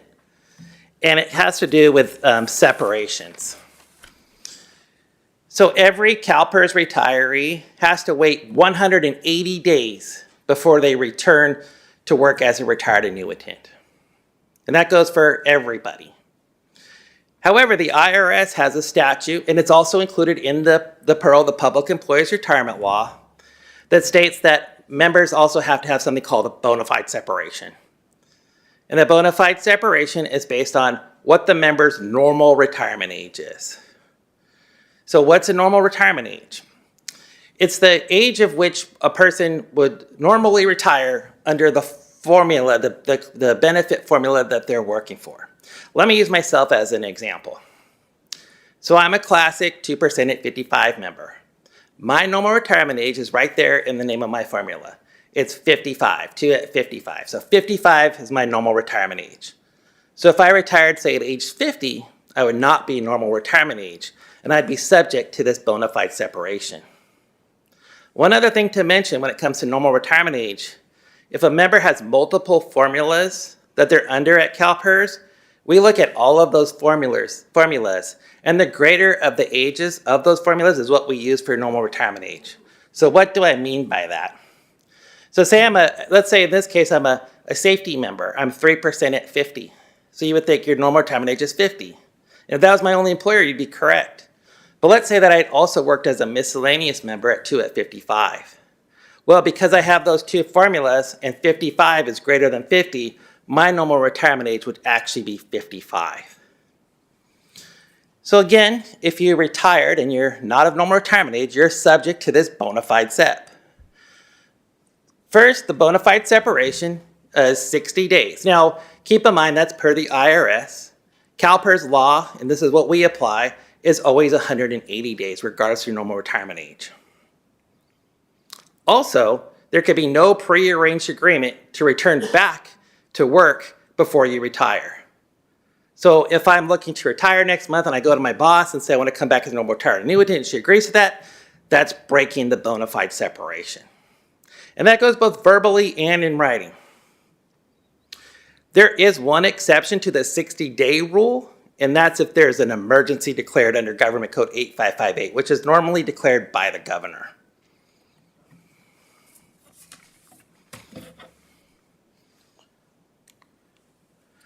Okay, now that we've spoke about the bona fide SEP, let's talk about exceptions to the 180-day rule. So again, all CalPERS retirees have to wait a minimum of 180 days before they return to work as a retired annuitant. Here are the two exceptions. If an employer certifies the nature of employment and it's necessary to fill a position before the 180 days, they can get approval by their governing body to waive that 180-day rule. It's very much like we're talking about interim appointments. It has to be approved by the governing body. It should be done through a resolution. And again, CalPERS does have samples of those resolutions on our CalPERS website. When these resolutions are passed, it cannot be on a consent calendar. And once approved, again, it should be sent to CalPERS to review for compliance and for us to be aware that the 180-day was waived. Because we have things built in our system that have triggers for us to look at these type of appointments to make sure that the bona fide SEP was met. So if you have the resolution, it will know not to trigger a violation. Additionally, certain other categories, public safety officers or firefighters, hired to perform functions rarely performed by public safety officers or firefighters, they do not have to wait the 180 days. One key point I need to make, though, is that if you're not normal retirement age and you do have any of these exceptions, the 60-day wait period on the bona fide SEP still applies. So again, I'm a 2% at 55 member. Let's say that my employer adopted the waiver to waive the 180-day, but I retired at age 50. I would still have to wait the 60 days regardless of the fact that they waived the 180 days.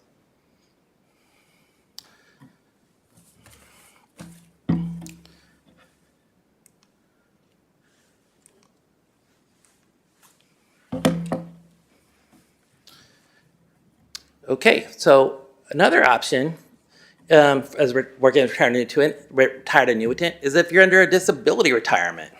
So yes, even people that are on a disability retirement can work as a retired annuitant. It has all the same restrictions that apply to a service retirement. The 960-day rule, the bona fide SEP, the 180-day wait period, can't earn additional benefits, things of that nature. Here is where it varies. The person, when they do return as retired annuitant, has to work in a position different from which their disability retirement was based on. And they cannot perform any of the restricted duties from which their disability retirement was based on. If the retired annuitant is not of normal retirement age, which we just covered, right? Then they're subject to something called an earnings limit. And that earning limit is applied as such. We look at how much you're earning as a retiree, and we add the earnings that you made as a retired annuitant. If that amount exceeds what your full-time pay rate was of the position from which you retired from, we will reduce your retirement allowance proportionately. So you can't earn more as a retiree with your retired annuitant pay than what you would have earned in that position that you retired from. Once your normal retirement age is reached, however, then the earning limit is no longer applied. If you're under an industrial disability retirement, there is no earning limit. CalPERS also monitors this for compliance as well. And if it appears that the member may be working in a similar position from what their disability was based on, we may reinitiate a medical evaluation to determine the disability again.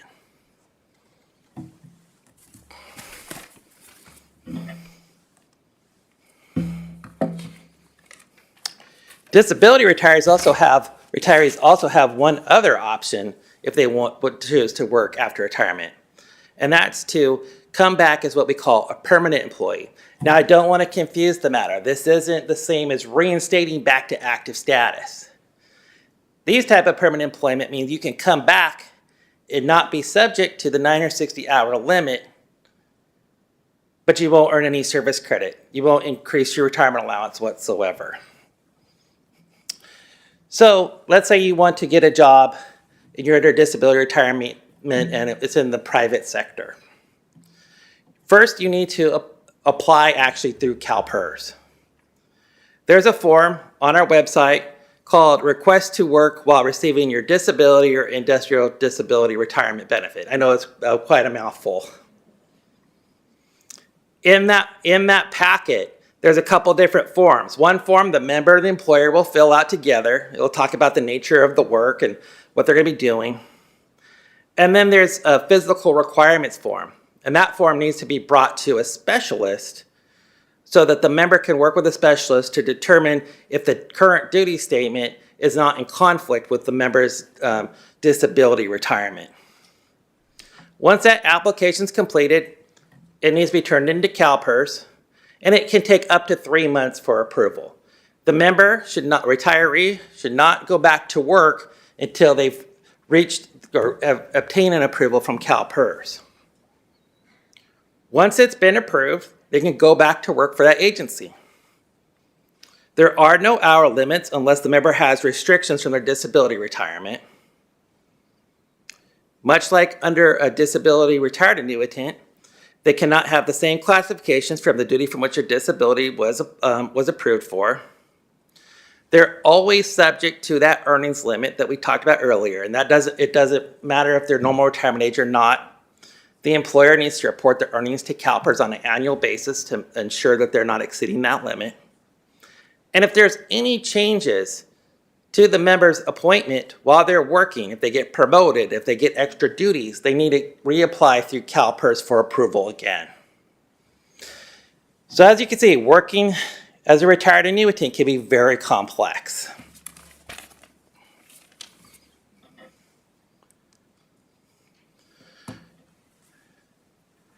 So let's talk about the consequences of unlawful employment. So this is if a member happens to violate, a retiree I should say, happens to violate any of the restrictions I mentioned earlier.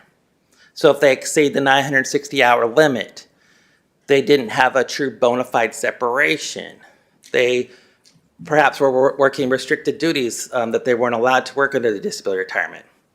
These are some of the things some of the consequences that the retiree may face.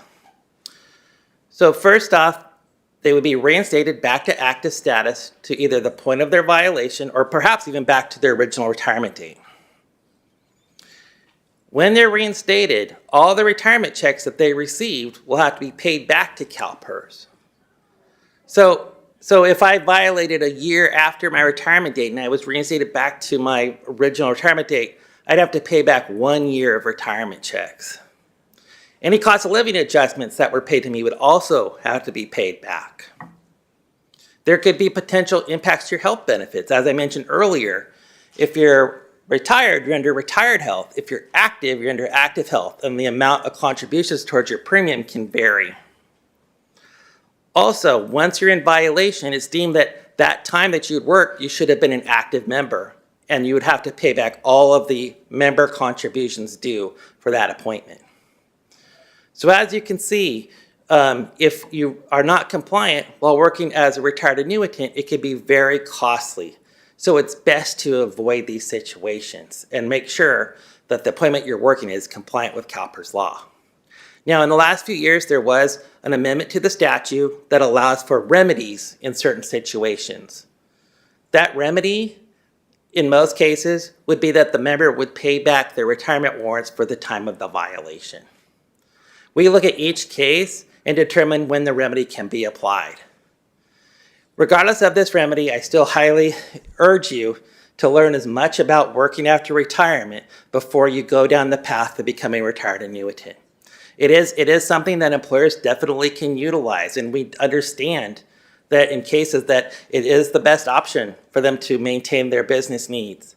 However, again, we don't run into any of these type of issues.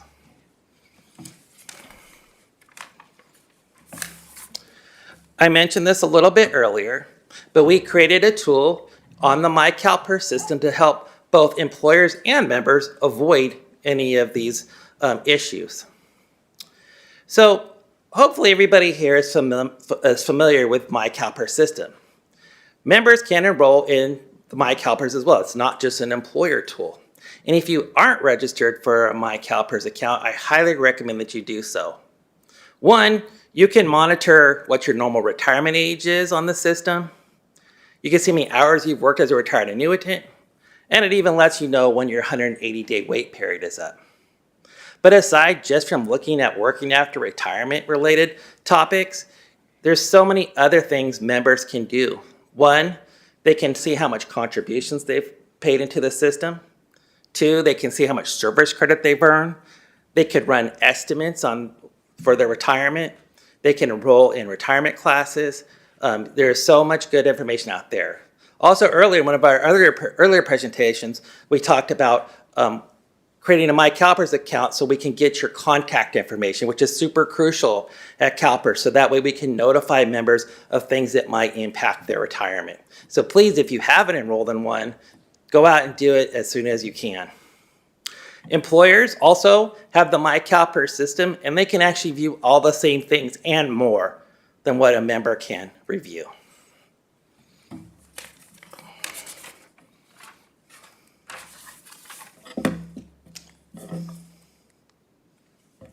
Okay, let's finish up talking about working for a non-CalPERS covered employer.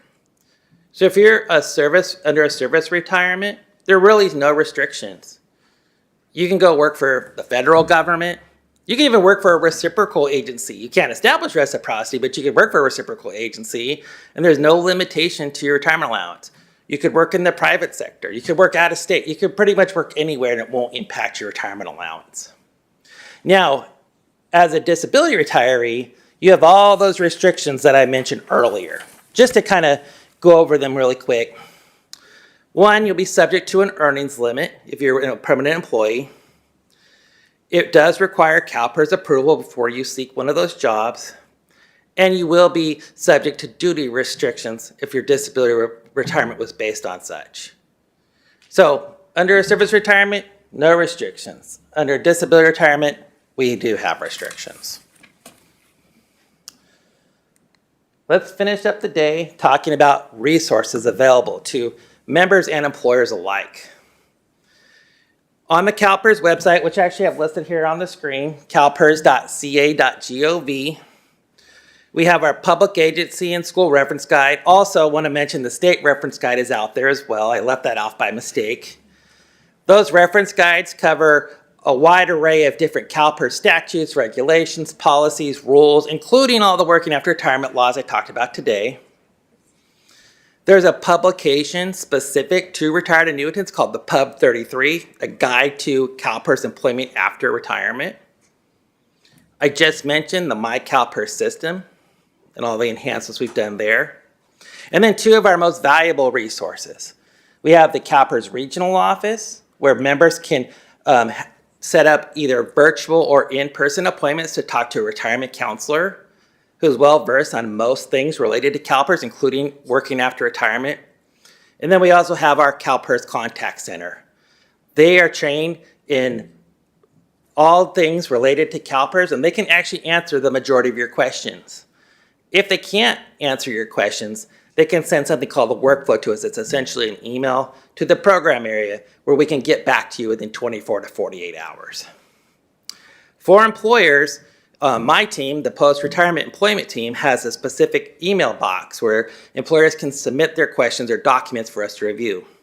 It's here on the screen. I'm going to say it. It's, again, kind of a mouthful to say. working_after_retirement at calpers.ca.gov.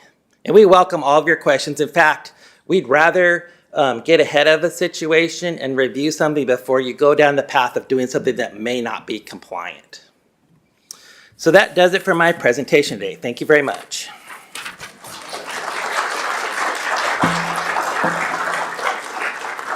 All right, Brad. I know that was a lot of information, and I see Margaret Brown walking down for a question or public comment. So if you do have a question for Brad or public comment, please use the mic over there. Go ahead, Margaret. Thank you. Brad, Hi. nice to meet you. Nice to meet you again. Yeah. Oh, yeah. Again, that would be We've met correct. before. Most of you do not know that I've been working with Brad since June. By the way, I'm Margaret Brown, president of our PEA, and I've had a number of retired annuitants contact me about one particular school district, Antioch Unified, who has basically said that retired annuitants cannot work as substitutes per CalPERS. And I thought we had it resolved based on a number of communications and emails.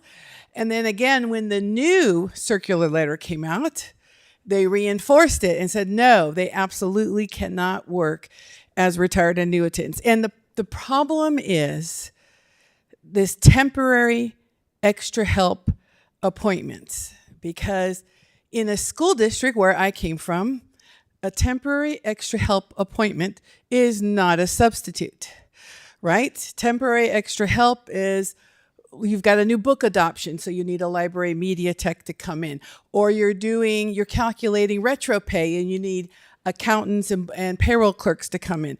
That's extra help. It's not substitute. And so you really need to fix this. One of our security, he's talking about his wife having the same issue at another school. I asked, is it Antioch? And it turns out it's not. It's not even in the same county. But this new circular letter that went out that was supposed to clarify, this is always heartbreaking. It did not. It actually made it worse.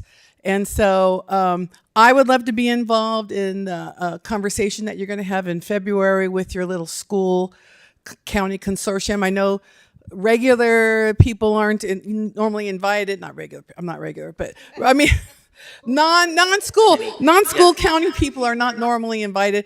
But I want to tell you, this is really becoming a crisis. While these retired annuitants didn't make a lot of money in their jobs, they retired thinking they would be able to work as substitutes, and school districts need these positions filled.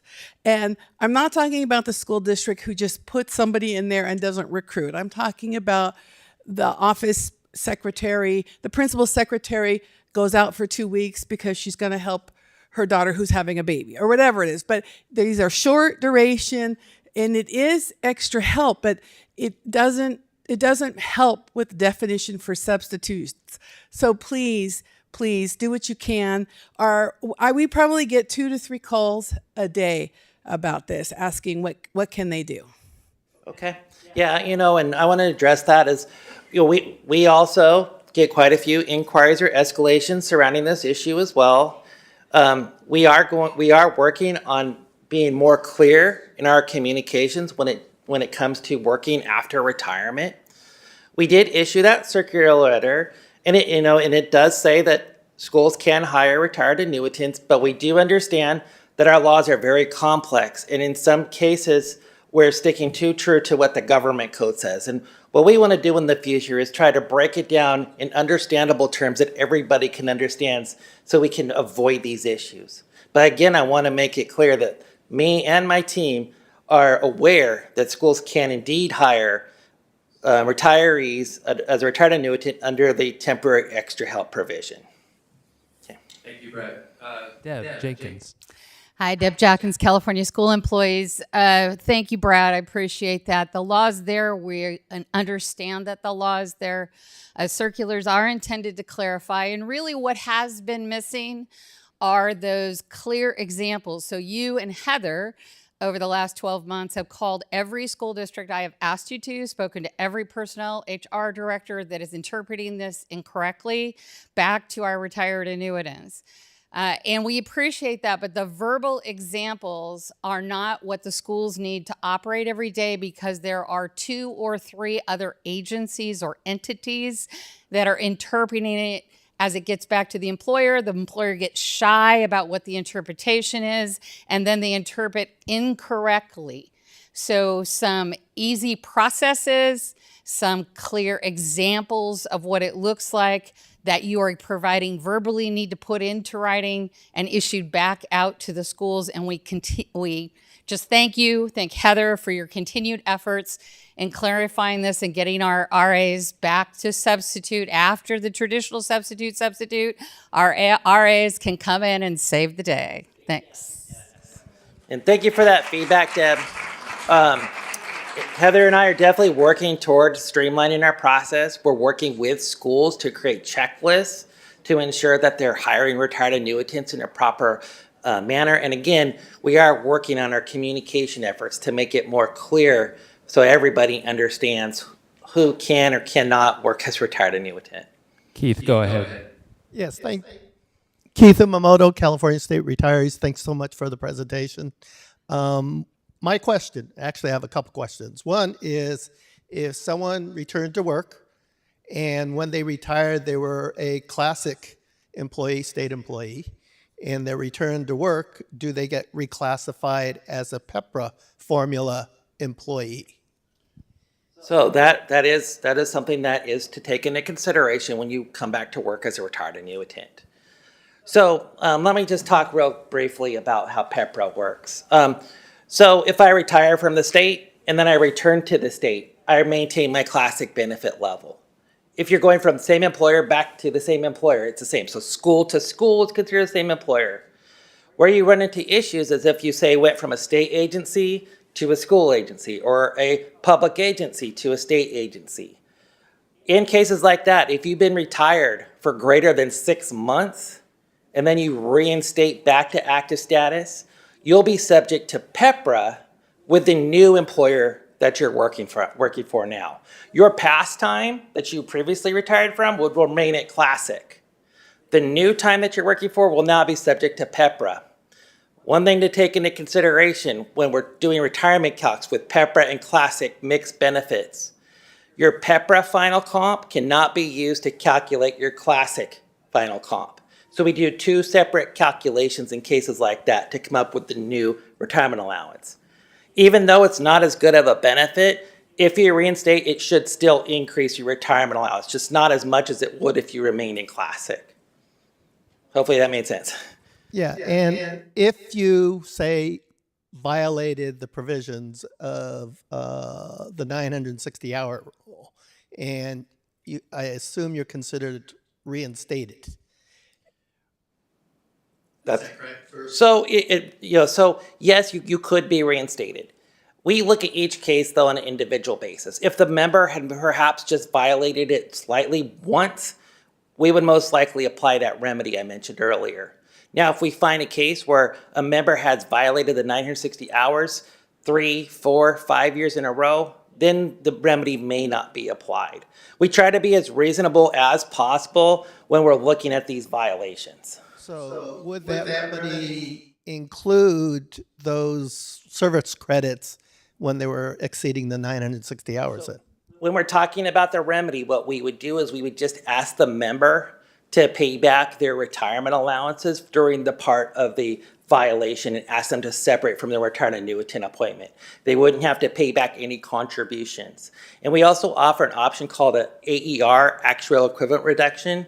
So we take that lump sum amount of those retirement checks, we work with our actuarial team to kind of, amortize it over their life expectancy. So it's a greatly reduced monthly deduction to their check. Or they can always pay as a lump sum. Thank you so much. You're welcome. All right, thank you, Keith. Let me just check on the public comment line. Ms. Ford, do we have any callers on the line with questions or public comment? No, we have no callers. All right. Any final questions in the room for Brad?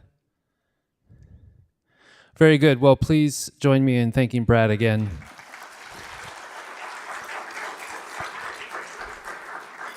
So that concludes our Stakeholder Forum for the year. As Ms. Taylor mentioned, this is the first of many opportunities that you can network with our board or talk to our leadership team. Please reach out to us. Simone Parker in the back of the room there leads our stakeholder relations team, and she'd be happy to help you.